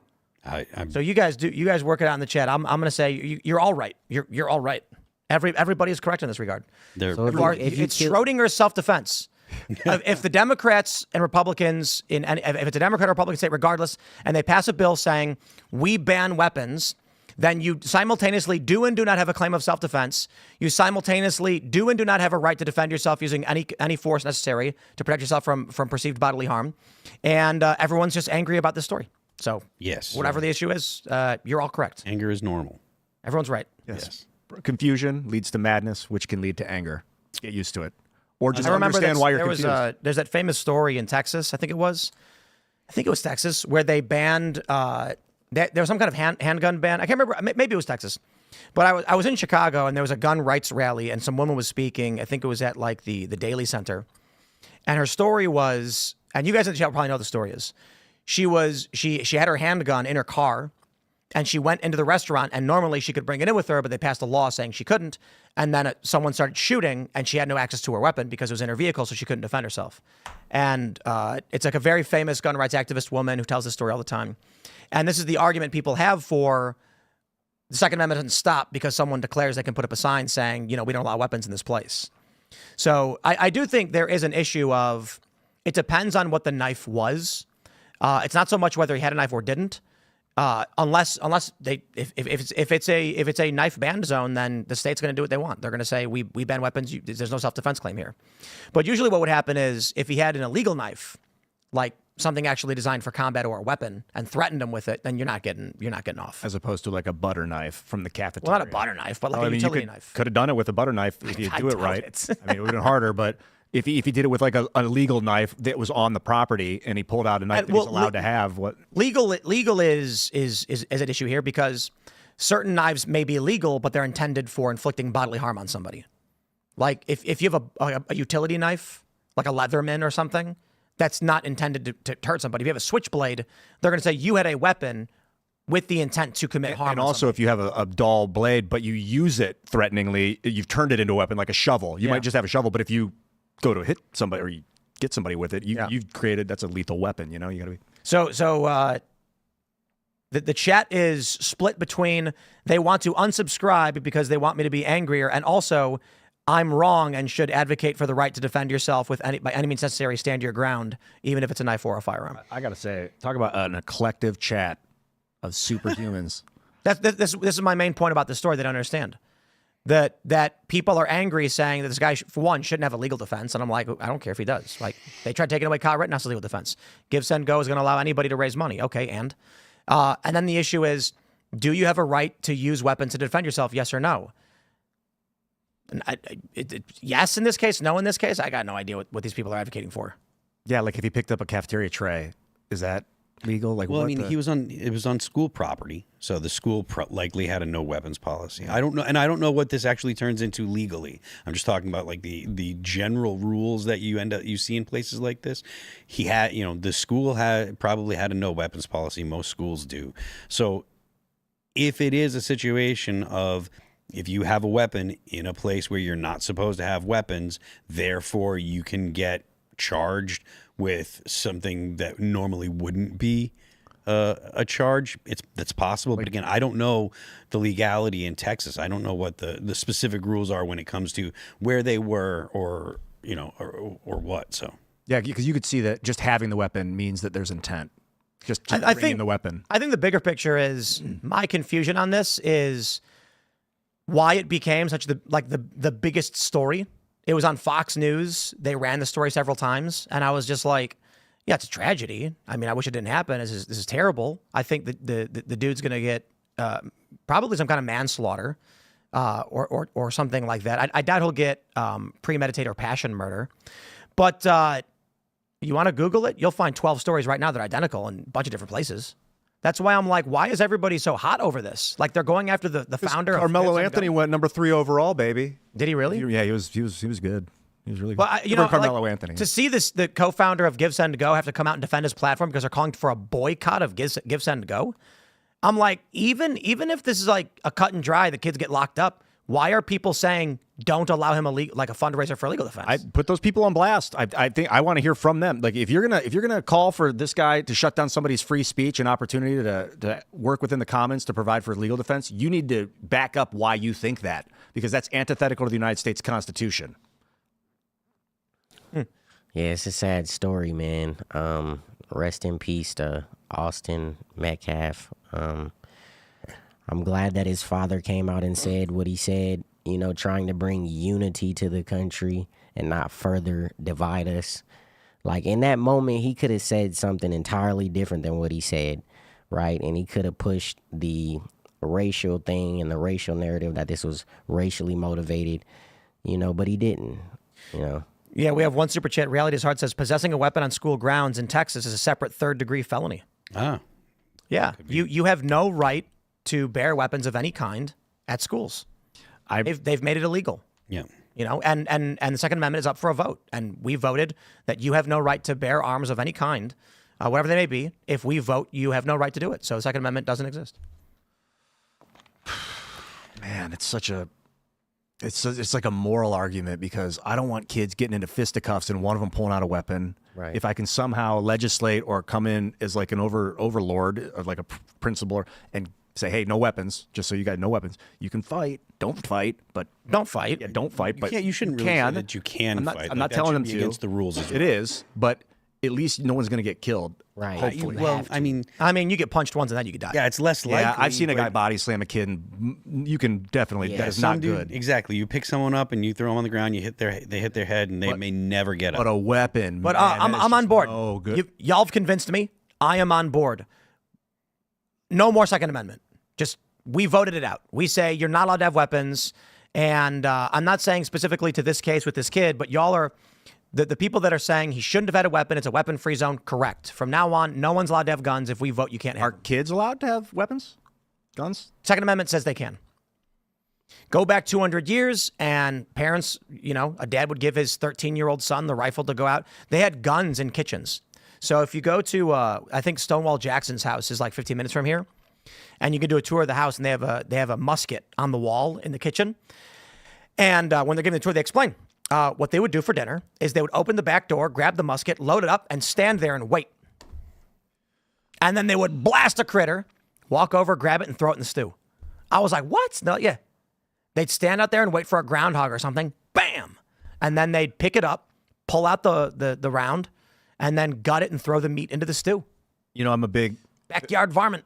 fan of the North, the Union, but Stonewall Jackson was the man. I don't know much about his personal life, but he was a great general. Or I guess he was second in command. Was he a general? He was General Lee's like number 2 guy. When Stonewall Jackson got killed by his own men, coming back from like a sortie, he was going in to spy. He came back, they couldn't tell who he was, and they shot him. They accidentally killed him. That was the South lost the war after that. He was like the guy. He was the driving nail of that army. Damn. Yeah, I got to go see his house. Sounds epic. Let's jump to this next story. A story that matters, I don't know, a lot, a little. What do you think? Trump signs executive order to make showers great again, ending Obama-Biden war on water pressure. You know, it was maybe 10 years ago, I realized the whole water conservation thing was fake. Yep. Yeah. What do you mean by that exactly? Greenpeace famously had these toilets, says urban legend, where it's a 2-step toilet where you step up onto the seat and then sit on the top, and you do your number 1 business up top. Then you climb down to the bottom to do your second business, and then flush with your first business. Okay. And they do it because they save water. I heard that. I do know that they had offices that didn't. They were waterless systems. Yep. So after you would go, it would drain straight away, and so it would smell. The issue, the reason why we use water for toilets is that there's the curve, and so the water pools and it blocks the gases from coming up. Yeah. And so when you flush, the water pressure pushes everything down. It was Thomas Crapper that invented that. Was it really? Yeah, that's where they got the word crap from. I'm pretty sure it's Thomas Crapper. But so I don't know why. Double check that. But the left has been adamant on reducing water use. Now, this makes sense locally in some places. Like if you live in a Great Lakes city, lake depletion is a real issue. But this universal, national, everybody must use low flow shower heads makes no sense. And then it was really something when I got my first well, and I was like, oh, water conservation is fake. We're on well water here. It's like, it's literally impossible for us to run out of water. Maybe if 50,000 people all moved to the exact same spot and all started tapping into that shore, the groundwater would get sucked out or whatever. But for the most part, most people live in areas where there's a groundwater table that's replenished all the time, and they're not putting a dent in it at all. So the left has been adamant on this. Your toilets don't flush properly. Your showers don't flow properly. And then passing regulations to ban people from being able to buy showers that can actually clean you off. So Trump signed an executive order. I guess that's why, ending the war on water pressure. This is in the same vein as the toilets that don't flush that Rand Paul was talking about. It was like right after he got into Congress, and he was complaining in some committee meeting. He was complaining about toilets that don't have the same water pressure because the EPA has decided that the toilets have used too much water, and so they want to limit the amount. And I do think that the idea of needing to conserve water is probably overblown, at least regionally, right? So here on the East Coast, I don't think that you need to really conserve water. We get plenty of rain. It's not a problem. In California, of course, that's probably true. You do have to conserve water. There's a desert, and there's 9 or 10 million people in the greater Los Angeles area alone. Never mind the whole country. I'm sorry, the whole state. But still, like the idea that it has to be nationwide is ridiculous. And this goes to the idea that we should have different laws for different parts of the country. The United States is too big with too much variety in both the types of temperatures and stuff like that, or the types of people. The laws in Florida are not going to be the same as the laws in Washington State. They shouldn't. Yep. And so while this may be silly, it plays right into the gun laws that Democrats try imposing, where banning, 7.62 in New York might make sense. Some dude's like he's in a tower, in Manhattan. Someone breaks into his apartment, so he picks up his SCAR 20S and just goes bam, bam, bam, bam. Just the bullets are shredding through the walls and flying through multiple units, ripping, maybe there. I remember we had Luke on the show, and he was like, well, then maybe we ban just 308s. And I'm like, aha, I got you, gun grabber. Or maybe we just put the responsibility on the individuals, and you don't use those kinds of weapons in those close quarters. Yeah. But certainly if you live in the middle of nowhere and you're on a big acreage like a farm, you will need longer range weapons and better protection. The way the law works, basically, the way the judges interpret laws. So here's my favorite. New Jersey. If an intruder comes onto your property, you can't defend yourself. If you are in your home and an intruder is trying to break into your home, you can't defend yourself. If the intruder breaks into your home and you have any means of escape, you cannot defend yourself. You are required to flee. And the argument is, when I asked the police about this, they said, think about what you're saying. If someone broke into your house and you had the ability to flee, you are telling a judge, I would rather kill a man than stand outside. And so they will get you on murder. They will say, okay, murder. In Maryland, if you are on your property outside raking the leaves and some guy runs up to you and says, I'm going to get you and kill you, you are required to flee into your home. If you are inside your home and an individual tries to break in, you can use lethal force to stop them from breaking in. In West Virginia, if you are outside on your property, raking your leaves, and a person threatens you, you can defend yourself right there on the spot. And the reason for this is density. So New Jersey does have some more rural areas, but they have very big, dense urban areas in the north and the south. So the laws are based upon the dense populations, so the rural folk are cut out. Maryland has a lot of rural areas, and so they are a little bit laxer, but still they're crazy on guns, almost as bad as New Jersey. And then West Virginia's got a lot of middle of nowhere. So they're like, yeah, look, if you own 100 acres and you require someone to run to their house, are you going to run 100 acres?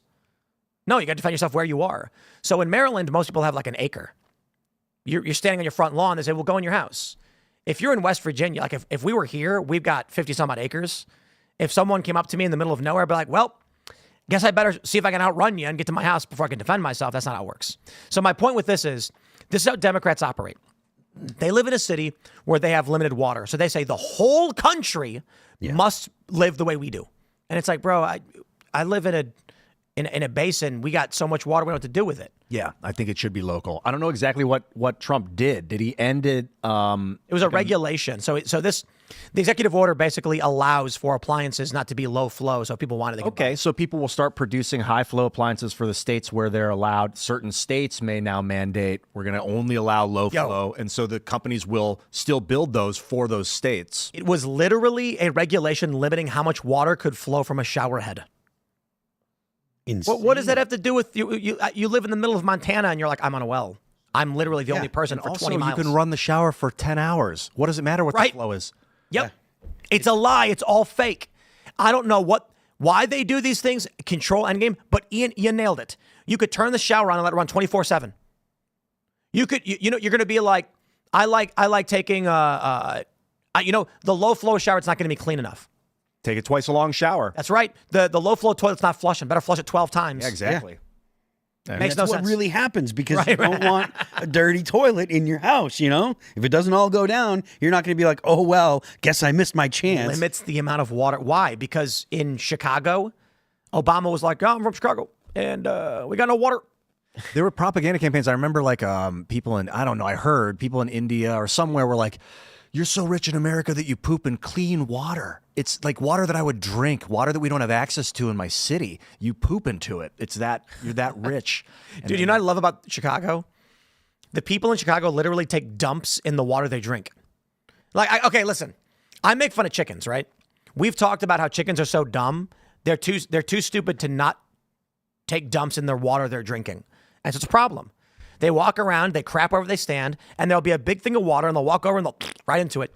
So what you buy are these buckets with little nozzles that they peck, and drips of water come out, and they drink that way. Otherwise, they will crap in their water.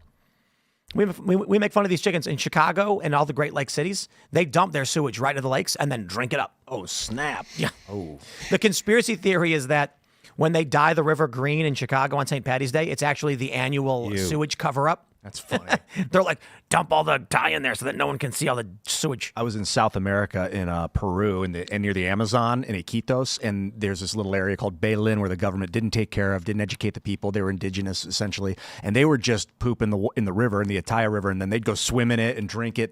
It wasn't that they were stupid like chickens, although chickens are. That they were ignorant. They just didn't know. They didn't know. They didn't know about dysentery. They didn't know. So when we started educating them, they threw garbage on the mayor's lawn. It was a big ordeal, a lot of panic. It felt very dangerous, actually. So in Chicago, they use a color-coded system.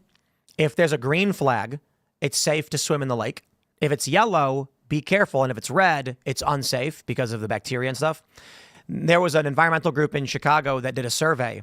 They approached several hundred people, like 500 people on one summer day, asked them all, what they were doing, how are they doing, if they wanted to participate, and then said, we'd follow up with you in 3 days. 3 days later, they interviewed all the same people again and found that something like 90+% got diarrhea. They'd been swimming For swimming in Lake Michigan. Whoa. Because what happens is all the cities around Lake Michigan dump all their sewage into it, and it flows down to Chicago, where the Chicagoans are swimming in it. Oh, God. Disgusting. Wow. Disgusting. Yup. And they all know. They all know. Everybody knows. And that's why they have the flags, because they're like, do you want to swim in the feces or not? And then they just trust the water treatment facilities, the government water treatment you facilities. can't treat the whole of the lake. I mean, that's why they have the flags, because they're...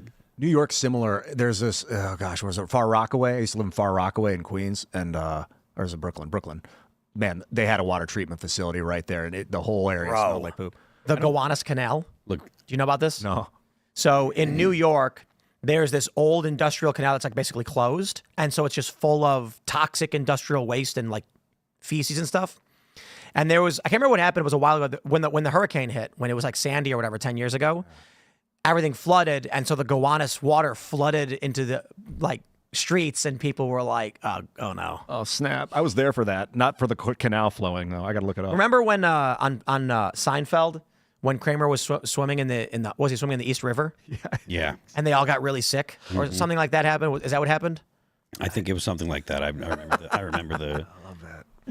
Yo, man, cities run by Democrats. So maybe we should have different laws for cities. I mean, I guess that's where we're really on the precipice of it. Guns, though?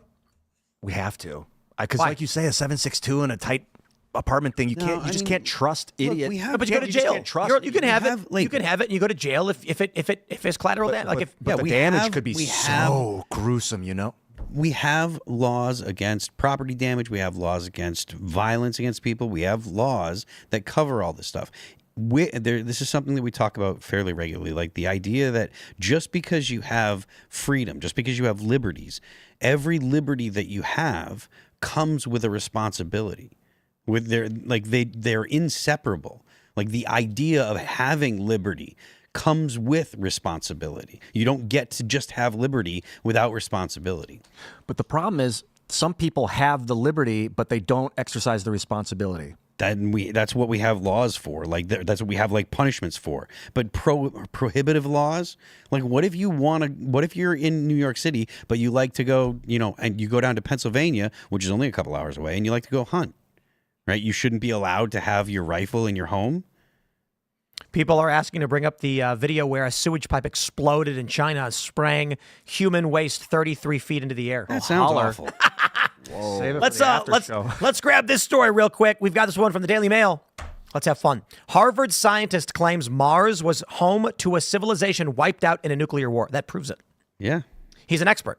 Yep. And as Democrats have taught us over these past 10 years, the experts are correct on everything. Always And to trust disagree with a Harvard scientist would be misinformation. Trust the science. Trust the science. No, trust me. I'm going to tell you what happened to Mars. Let me read this. Okay. An ancient civilization on Mars was wiped out by a nuclear attack from another alien race. It might sound like the plot of a science fiction novel, but Harvard scientist Dr. John Brandenburg believes the event really happened. According to his... Wait. They called it a bizarre theory. Sorry, Daily Mail. Are you the expert? I'm going to go with Dr. Brandenburg. He says ancient Martians known as Sidonians and Utopians were massacred in the attack, and evidence of the genocide can be seen today. Back in 2011, the scientists first postulated that the red color of Mars could have been due to the naturally occurring thermonuclear explosion, claiming chemical elements in the red planet's surface matched those around nuclear test sites on Earth. But now, he says mainstream scientists have argued there's no credible physical evidence, such as crater or fallout signatures, which points to an artificial or sudden nuclear explosion, and have highlighted the paper was published in a relatively low-level scientific journal. On the Danny Jones podcast, which has over 1 million subscribers. Wow, that proves it. Guest Jason Reza Georgiani, a philosophy PhD and science fiction writer, reshared Brandenburg's study, calling it alarming evidence that life once existed on Mars. Alarming evidence. The Sidonians. I love that I bet he's going to sell a book next. He gets to name the combatants, huh? There were certainly rivers on Mars. You can see ancient ocean and rivers. I think what happened was, what is it called?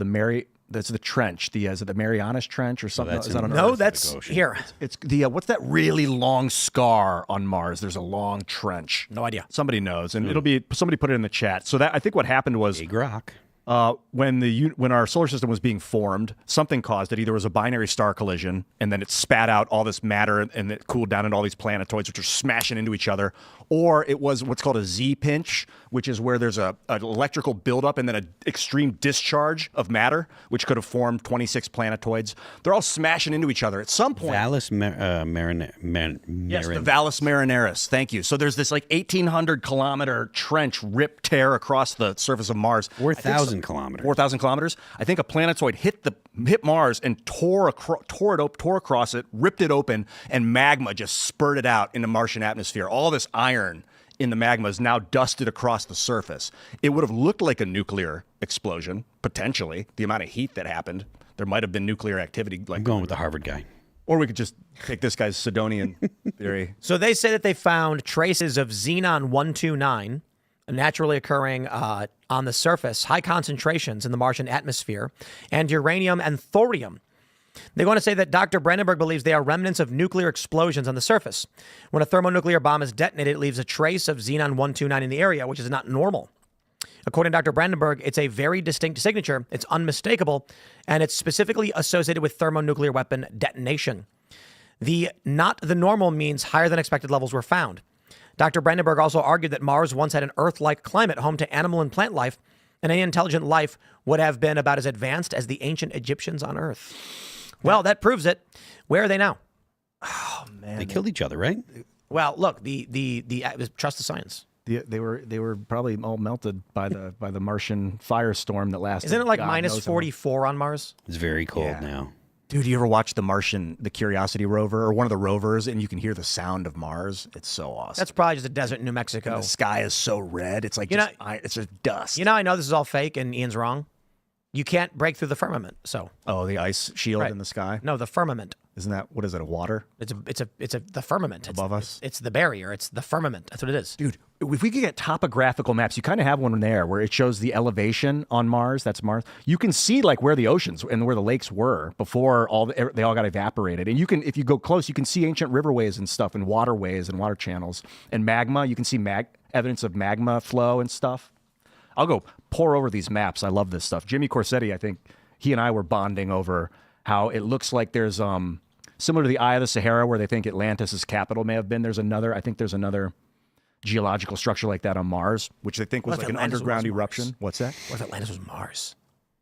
See, I don't think there were people on Mars. I just think it was ancient you're wrong. bacterial life. Sidonians were there. This scientist said so. You think bacteria had nuclear weapons?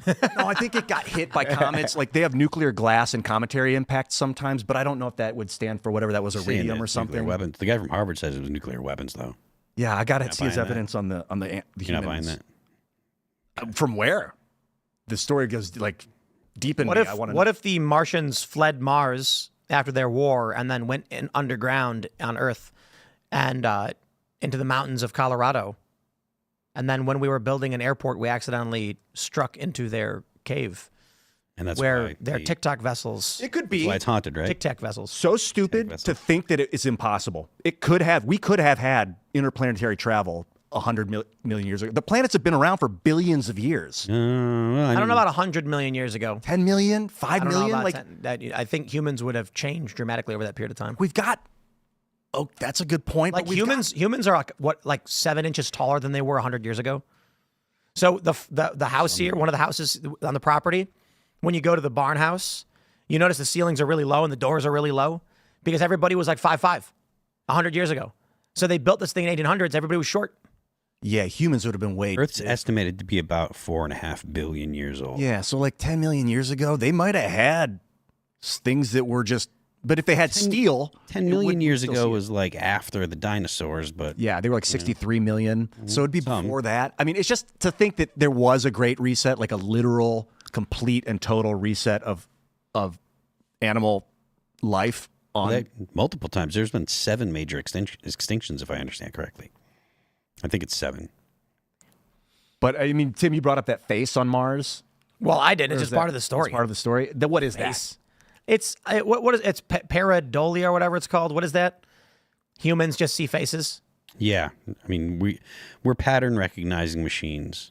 So anytime you see, we're looking for patterns all the time. So even if there's no pattern there, we're trying to find patterns and things that we can associate with things that we're familiar with. So we see faces as often as you could possibly imagine. Because we're looking for them. And So they'll do see you like guys believe in like aliens and stuff? Personally, It depends on what you mean by believe in. Well, do you think that they exist or I think have it's existed? highly likely they exist. I'm with that. I don't think The they've been question to of Earth, whether though. or not they're intelligent and have space travel and have come to Earth is something entirely different. Yeah. What do you think? Well, from my view, I think they're interdimensional, and I love the way Tucker Carlson breaks it down. He's broken it down before, but yeah, I think they're interdimensional beings. Demons. Right. I think so. And I think they're attuned to your biology. Like your body's a radio frequency and all this crap in your system is like making negative, drawing these energy fields. What do you call them? Spirits and stuff. When you cleanse, you're like getting different God energy, like the enlightenment that takes place when you release 20 years of mucoid plaque from like a intestinal cleanse is like the demons are gone. Now I see God kind of energy. In that sense, yes, I think there is some interdimensional high frequency interaction with our bodies. Have you done like psychedelics before? Yeah, DMT particularly, I vaped DMT and saw the spirits, what I would call high frequency. They looked like just condensed light and they were watching me. and there were 3 of them. It was pretty pleasant. That's interesting. Like, I've heard people talk about, because I haven't done any of that hard stuff before, but I've heard people who have, speak about just the different spiritual experiences that they have. And I've had spiritual experiences, but it wasn't while on any drugs. It just happened. What was yours? I don't really talk about it like that. It is a part of my testimony, and I plan on talking about it, but it's basically, I touched on it a little bit in one of my songs, No Tomorrow, where, I was basically in my bed, and, I was lifted off of my bed, and I was terrified, right, and crying, and like I screamed out for Jesus, and it ended. And I've heard other people talk about things like that, like experiences they've had with the aliens, quote unquote, where, they're called the name of Jesus and the experience will end. I've been thinking about spirits a lot, just dealing with death, how the inevitability of death in life, and like spirits of people, and how they seem to, like, there's this experiment called the phantom DNA experiment that they did, where they have DNA in a vacuum and they're bombarding it with photons, and the photons are revolving around the DNA. They remove the DNA, and for 2 weeks, the photons stay there as if the DNA is still present. And I wonder if that's like after someone passes away, you still feel their spirit. And it's like Jesus is available. His spirit is, it's flowing through you. It's like, but it's part of a bigger spirit. I feel like it's like a spirit that diffs off packets to everybody for their kid. Like, you're going to have a new kid. Spirit? Here's a piece of me, and here's a piece of me. Like the Holy Spirit? Man, so many of If them. you're talking about God, and you're talking about Jesus, and you're talking about the Spirit, usually that's the 3 of them. We had a spiritual moment here at Timcast a few weeks ago. Oh, Tell me about it. Can't do it. It's private. Man, I tell you, But I'm not kidding. Something happened here where everybody was losing their ish. yeah. yeah. Something paranormal happened here that I can't discuss because it's someone's private business. Yeah, I understand. I would understand why you. But it affected everybody here, Yeah. and everybody was just like, "How did this happen? How's this possible?" And Yeah, man, it's impossible to prove, of course. You got to have faith, and I don't like blind faith, but there's evidence, The cosmic microwave background radiation, if you ever get a good look at that through a radio telescope, it looks like a neural net. This is like the universal radiation left over from the Big Bang. It looks like a brain. Like, this universe is sentient. Not going to claim that that's true. It just seems like it is. Well, just think about your mind and the fact that you're able to, think, the way we're able to reason and use logic and all these things. And like, where did that come from? How could that come from nothing? That's kind of how I view it sometimes. It's like, I think our intelligence has to come from somewhere. How can intelligence come from non-intelligence? Yeah, like plasma, well, for instance. Intelligence is a component of the universe. It exists in the universe. It is a part of the universe. Your intelligence, your mind, the world, everything you experience is connected to the universe as a component of its of the logos of the universe. You are a piece of that. There exists a higher form of whatever that intelligence and consciousness is. Yeah, it's scalar. Like, there's layers of I don't know, what do you call it? Layers of induction. It might be plasmatic induction. You mean like design when you say intelligence? Are you saying within? No, I'm saying creation when you or- think, when Yeah. you think thoughts, that which you are is connected. It is in the programming of the universe. You are not separate from existence. Your mind and the function of your mind is structured in the universe, codified in the universe. You are a component of the logos. There's this phenomenon called ephaptic coupling, and it's when neurons can interact with each other without any kind of chemical reaction. It's like through magnetic fields. Neurons can interfere with each other over distance through magnetic field. The Earth has a magnetic field. The solar system has one. The galaxy has one. So, like, your neurons may be being impacted by the galactic magnetic field. Before we go to chats, I want everyone to see, I made a comic that explains the experience of X. And that's it. For those that are just listening, it's a guy walking up to a building with X above the door, and he says, "I wonder what this is." And when he walks in, it's just tons of people all screaming at the top of their lungs. And then he says, "What the actual hell is this?" And then the last panel is him outside the building on his knees, grasping his head. Is X your main go-to in social media? Yeah, of course. But this is basically it. You go on X and it's everyone just like the whole time. That's what it is. Yeah. I made a video music cover today on X. I try to mix it up and put like good energy out, just like apolitical, like happy, upbeat, loving, pure, real stuff. All right. We're going to go to your chats, my friends. So smash the like button, share the show with everyone you know. Become a member over at Rumble Premium. Use promo code TIM10 to get $10 off. The Uncensored Call-In Show will be starting in about 20 minutes. You don't want to miss it. If you'd like to call in, you got to join our Discord server. But let's get as controversial as we can and talk with the most contentious of questions pertaining to the Austin Metcalf story. Because everybody disagrees with each other on this one. There's a bunch of super chats where people are saying, I can defend myself if I perceive you as a threat, no matter what. You can't ban my weapons. There are people saying you can't defend yourself. You can't use a knife to defend yourself from being pushed. So let's start with a few of these. First, Ready to Rumble says, back in my day, teens used fists, not knives. Indeed. Hal Gailey says, Texas forbids all weapons at school sporting events. Jake says, Texas is a stand-your-ground state. Dude put his hands on him. It's unfortunate the kid died, but fafo in a stand-your-ground state. David Toronto says, if the roles were reversed, the city would be burning down and no fundraiser would be allowed. Indeed. I Love Broccoli says, you can't stab someone in the heart because they pushed you.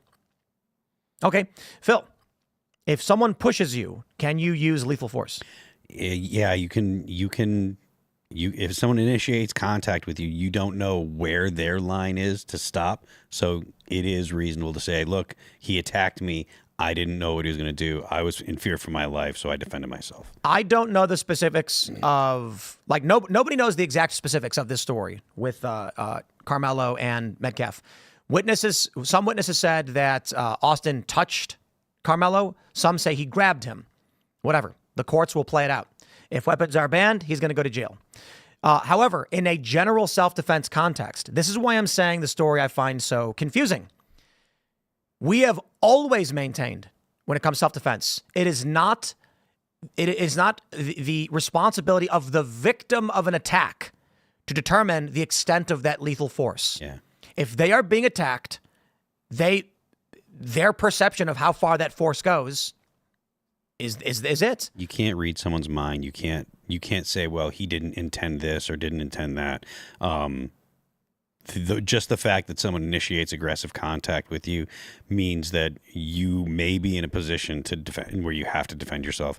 And it's a knife is a different situation than a gun, but they're both deadly weapons. So Lord Cpig says, Tim, you did the laziest reading of the story. You are wrong and you are biased. I, in fact, read like 6 or 7 different stories on this, as well as the activist accounts and what the right was saying. And I couldn't figure out why this had become a meme and why it was so intense.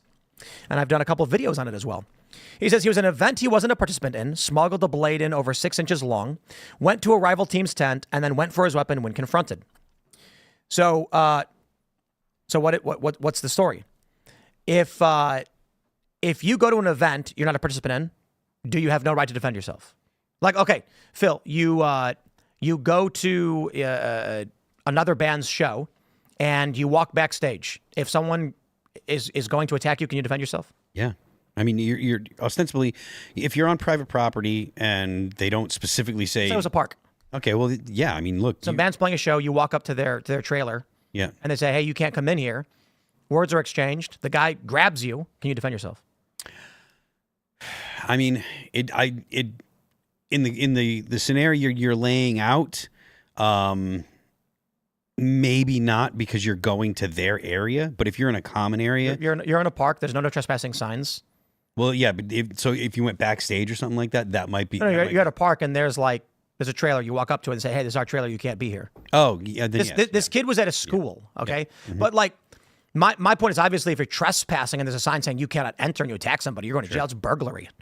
If you cross a barrier, there's no trespassing, and you're willingly committing a crime that attacks somebody. The argument here, it's ridiculous. Sorry, dude, your argument's ridiculous. I'm not saying this guy's a good dude or innocent, but being at a school from a rival school, the question of having a weapon is interesting. He smuggled a blade over 6 inches long. Bro, get that biased language out of there. Smuggled a blade 6 inches long. Come on. He had it in his bag. I am not going to sit here and say the individual should be stripped of his ability to carry weapons.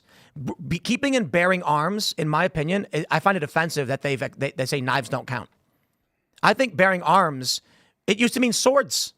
It should pertain to all weapons. You have a right to carry weapons wherever you go. I reject the idea that a school can ban your right to carry. Now, by all means, you are free to argue this kid is a murderer who intended to kill, which is what murder is. That's fine. My point is, why are so many people on the right throwing out all of the self-defense arguments and personal sovereignty arguments on self-defense and weapons over this story? Like, just say the kid should go to jail because he broke the law.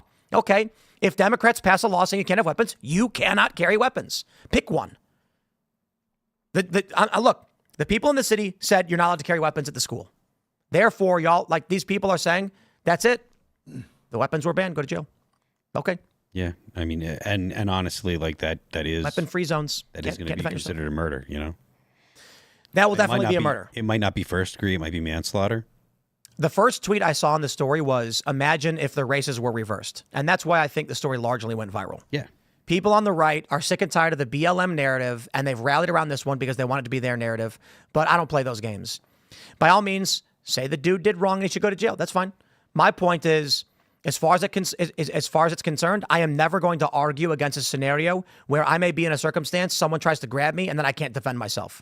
So if I'm at a school or something, and I walk up to an area, and they say, hey, dude, you can't be here. It's our area. And we don't know exactly what happened. Everybody wants to claim they did. But I read police accounts, and I read numerous stories on this. And we don't know what exactly was exchanged between the group and the kid. We don't know if Carmelo said, I will end you or something like that. The argument was that he said, quote, touch me and see what happens. And then the other dude either, according to some witnesses, touched him, and others said he grabbed him. And then he stabbed him once and then ran away. Did Carmelo go in the tent? It's a gazebo.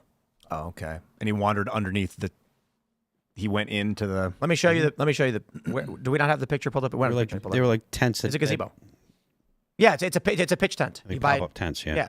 So it's a gazebo. It's like you walk past it. I don't think the kids in the tent have the right to, like, legal authority to tell someone they can't come into their... well, maybe they do. Anyway, that's all I know. I don't know. I think it's an issue of a high school fight got out of hand and a dude had a knife. Yeah. And he shouldn't have had. And he's going to get in trouble for that. I don't care if like it's just that people are saying he's a murderer, and I'm like, that means that he went there with the intent to kill. No, it does not sound like murder. From first degree would be going there with the intent to kill. Second degree would be that upon confrontation, he decided he was going to kill somebody. He told the police. He asked the police officer, "Is he all right?" Okay, that's the police statement. It sounds like the most they could get him on would be manslaughter. Exactly. And I see all the people on the right being like, no, he's a murderer. He shouldn't raise money. And I'm like, why are you mad at Give, Send, Go? Like, I'm going to say it right now, guys. The fact that people are calling for a boycott of Give, Send, Go proves that they're wrong on this one. Hey, man, even if the guy was a murderer, he'd still be allowed to raise money for a legal defense. Like, he's not raising money to commit a violent act. So you're allowed. I mean, that's the... people, look, by all means, be mad that he's raising money. By all means, say he's a murderer. Fine. But they're calling for a boycott of Give, Send, Go for allowing it. That's hypocrisy. Kyle Rittenhouse had his fundraiser was targeted repeatedly. I think part of the reason why you're getting that is because the right feels like it's their opportunity to get back at the left in a similar way. Yeah, I don't care for that. The left argued that Kyle Rittenhouse didn't legally have a gun because he was underage, and therefore he had no legal right to self-defense because the gun was illegal. And that's why I'm like, get out, dude. You like, I swear to God, people are arguing the school said weapons are banned, so that means he's a murderer. And I'm like, okay, no guns either. Come on, I'm not playing that game. Lock the kid up if he committed manslaughter, whatever you want to get him on. But don't come to me and tell me that when the state decides you can't keep and bear arms because they put up a sign, your Second Amendment rights are forfeit. Don't tell me that my rights are subject to your vote. Yeah. So, it's whatever, man. But can't say we didn't go for the most controversial one. All right, Shane H. Wilder says, Luck of the Seamus is back. It's a great American-made Lucky Charm. Unfortunately, your spoons might go missing and get replaced with potatoes. Why would Seamus give you his potatoes? Yeah, good luck getting anything guys- out of Seamus. How do you You end guys up? remember when we said Seamus was on the show, but it was just a potato on a stool? Yes. How would you stir your coffee with a potato? I mean, if you had a big bowl, It'd have to be a big bowl. Yeah. Dip and roll. All right. Not practical. Fook Derg. I'm pronouncing your name like that on purpose. This is my favorite. This is my first time watching IRL on a plane. Wow. Airplane mode be damned. Trump took the win. I hate how the left-wing personalities who are extremely wealthy are crying because they can't continue to support China's economy. I love what Trump is doing. This is great. Matt Seaman. Is that what it says? I hope Matt Seaman. We'll say it like that way. Tim, been listening to you for the last few days about the market and economy. I'm almost 30, born in 95, and you're right. People my age don't care. We have no wealth to care. We need a chance to care. Indeed. Trump's doing all this stuff, and it's just like the boomers are freaking out. Yes. Gen X has only 20% of corporate equities, so they're going, oh, well, I lost some money. Millennials have no retirement. So all of these liberals being like, oh, no, the market. I'm like, shut up. I've You guys noticed. don't have any wealth. You mentioned it earlier, too. You just mentioned it again, that it's like the boomer generation with their retirement funds. They're out there protesting, but I don't think they know why. They're just course they protesting. don't. Down with stop the thing that's happening. They don't understand why it's happening and seem to not understand or care that our economy has been inflated to beyond proportion, like $36 trillion in debt. That ain't sustainable, homies. I don't know who you are. I do love how the official narrative now has become that the stock market has become a meme market.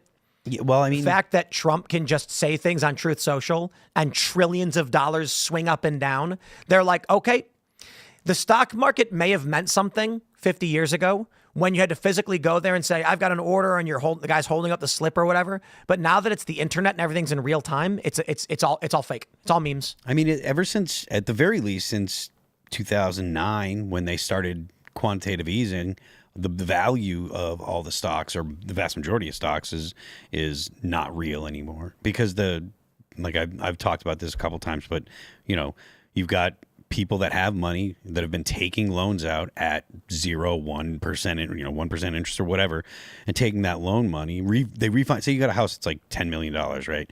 You paid half the mortgage. You got $5 million worth of equity. You can go and take a $5 million or say $3 million line of credit on your house, right? Take that cash, take $3 million, put it in the stock market, and you're going to get a better return. You're going to be able to pay your for most of the time when you refinance a house or take out a line of credit, there's 10 years where you didn't even have to pay for anything. You had 10 years before you have to pay it back. So you take it all out, put it in the stock market, just watch it grow. And that's what happened over and over and over and over and over multiple times. That's why stocks are trading at whatever 26 times earnings. The fact that there was such a drop in the stock market, you need more to actually get rid of the bubble that was created by the printing of money. And so, it actually still needs to drop more, because it's at 20. They're trading at like 26 times earning. It makes no sense. Normally it's 16 times earning. The dividends are trash. Yeah. It was funny because I've got some stocks, and I'm just thinking to myself, I've got some that pay gangbusters. It's amazing. The dividends payouts are incredible. And there's some where it's like, there's nothing. And I'm like, why would anyone buy this stock? It's super expensive and you get nothing from it. Mm-hmm. You get a couple bucks. You just get dividends on profits? It depends on what the structure of the company is, but typically. All right. L. Smith says, shout out to Phil, was driving home from getting some pizza on a country back road listening to Anti-Fragile, when on my left, a bald eagle appeared and took off and flew alongside me after its prey. That is awesome. That is absolutely awesome. What do we got here? Nuke Jukum says, Trump praising Governor Whitmer, saying she's doing an excellent job as a large L. Yeah, and she was at the Oval Office. You see that? No. Whitmer? Yeah, Whitmer. Really? Yeah, everyone's freaking out like, what's going on? What does he want from her? Why is he glazing her? Yeah, I don't know. Maybe he's gonna, because it's typical Trump behavior. If he wants something out of someone, then maybe he gives her an administrative position, a position in the administration, and then Michigan has an opportunity to elect a new governor. I mean, maybe. I don't know. What do we got here? Jago Sweet says, recently lost my father. Need help if anyone's willing. Thanks in advance. Don't. And he's got the link to Give, Send, Go. But I think you could try GFCGF. See if that works. I don't know because I can't read the whole link. All right. Suspicious Scissor says, disagree. My friend is a pro Frisbee player. Almost no sponsors, small prizes, and manufacture was not exported to China. Yes, but I would argue that Frisbee has never been a major pastime, nor is an Olympic sport. Skateboarding had a bunch of millionaires and celebrities and superstars. Bam Margera became a celebrity and he had multiple TV shows. Rob Dyrdek owns MTV today because all it is ridiculousness. And he had Fantasy Factory and Robin Big. Skateboarding was on top of everything. And then they started selling off the culture in the industry. And then it started to implode. 10 years ago, man, it was getting bad. But 15 years ago, skateboarders were all millionaires. Not all of them, but the top pros were all making hundreds of thousands of dollars. The top paid pro last year in skateboarding, I think, was like $400 and something thousand. Wow. And then the 10th highest paid pro was like $120K. Skateboard is going to blow up once we go to Mars, dude, because gravity. Sure. You're going to be able to But it's an fly Olympic so sport. high. It's an Olympic sport. And my point is this. They've got something called Kaso, which is a show in, Japan, I think? It's a Japanese reality show where skateboarders go through obstacle courses. Awesome. Americans are flying to Japan because the industry is in Asia now. Wow. Videos of skate parks in China are packed to the brim with kids running around. Not always skateboarding, but a lot of skateboarders. And parks here in the United States are done. It's woke. It's trash. The scum has risen to the top. American pros don't make a living anymore, and they've all quit. People are like, dude, there are pros that are famously working at like Home Depot and doing deliveries for Uber Eats. Not in China. That's sad, man. Not in China. Yeah, I grew up skateboarding and looking up to a lot of the, pro skaters. I used to be in Orange County with my cousin. He actually got me into skateboarding because where I was, it wasn't really that big. But, I used to go to Orange County and my cousin got me into skateboarding. And, it just became life, at that moment. I did it for the next, 12 years, 13 years, whatever it was. But, yeah, that's sad, man. That's so sad to hear. Deep Heath says, if Carmelo pulled the knife and said, touch me and see what happens, it could be argued that it was premeditated. Indeed, it could. It could also be argued that he gave a warning before being attacked. Yeah, I brought that up before the show. If someone says to you, touch me, something, are they giving you permission to touch them? That's not. I don't think so because of his tone. not. And he said, touch me and see what happens. Touch me and see what happens. He grabbed the knife and said, touch me and see what happens.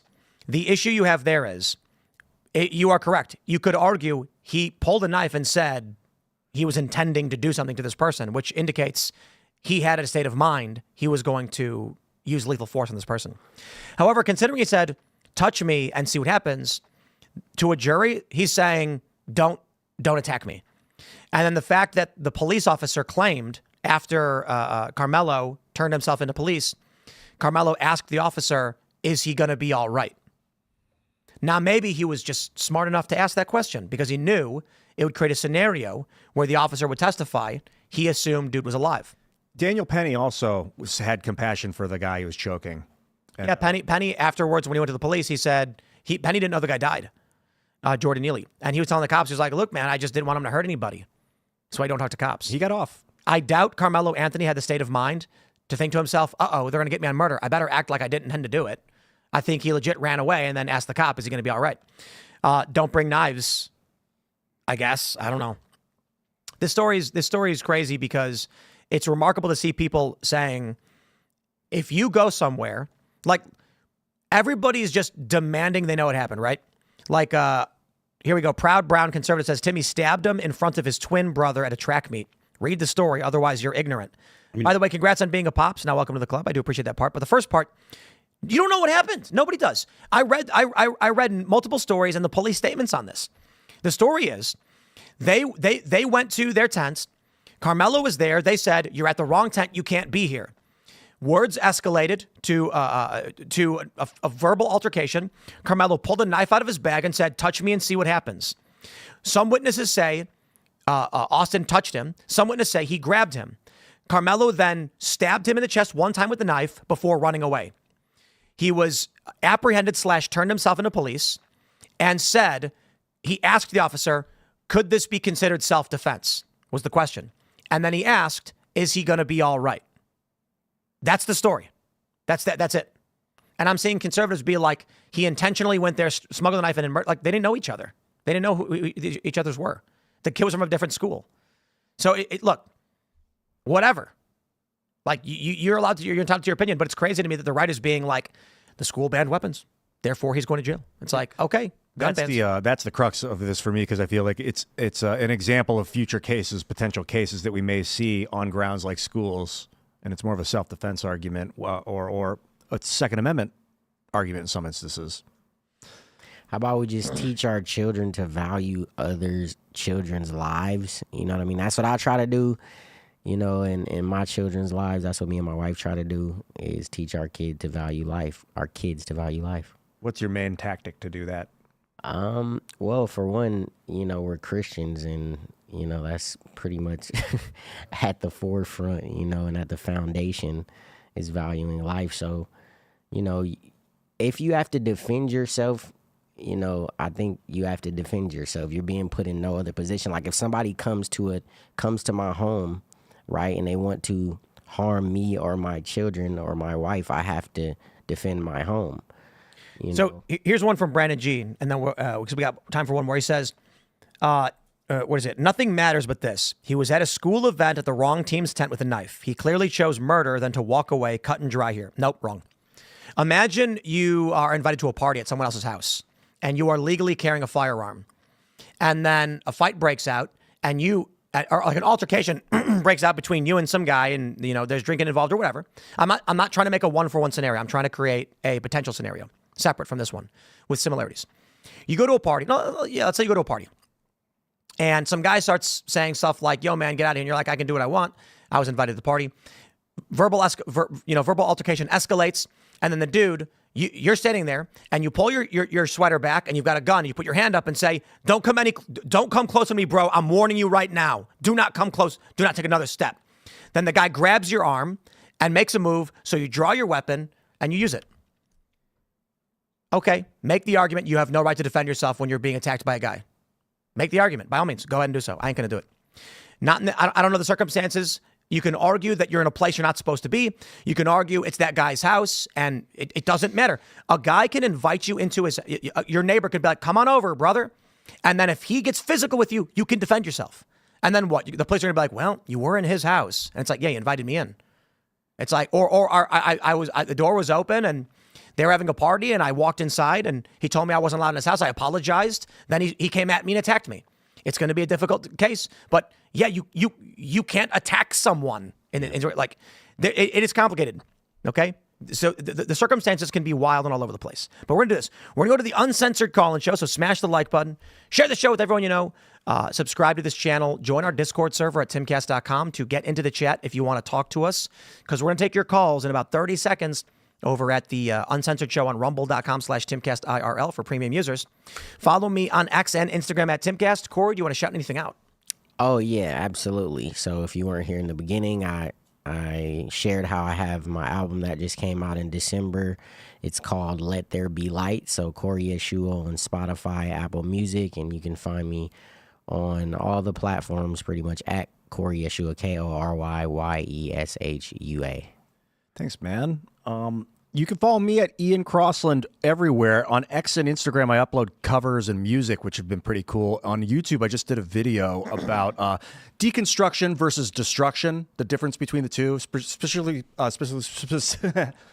pertaining to our government, because I think a lot of governments have been destroyed and really bad things can happen. So we're in a very sensitive time. You know, don't bring a hatchet to a scalpel event. We need to deconstruct this system if we're going to put it back together. Anyway, I made an entire video about it on YouTube. Check it out at Ian Crossland, and I'll see you later.